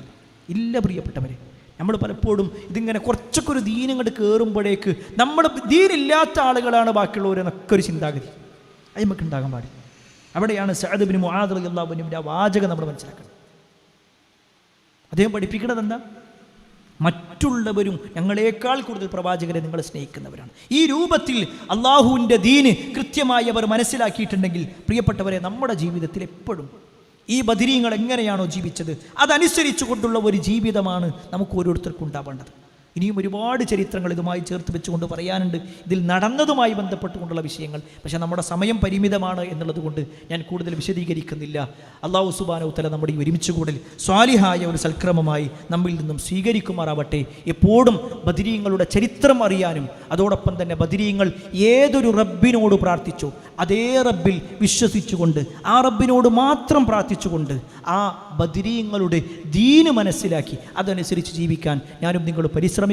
അതിന് അല്ലാഹു സുബ്ഹാനഹു വ തആല നമുക്ക് ഏവർക്കും തൗഫീഖ് നൽകുമാറാവട്ടെ.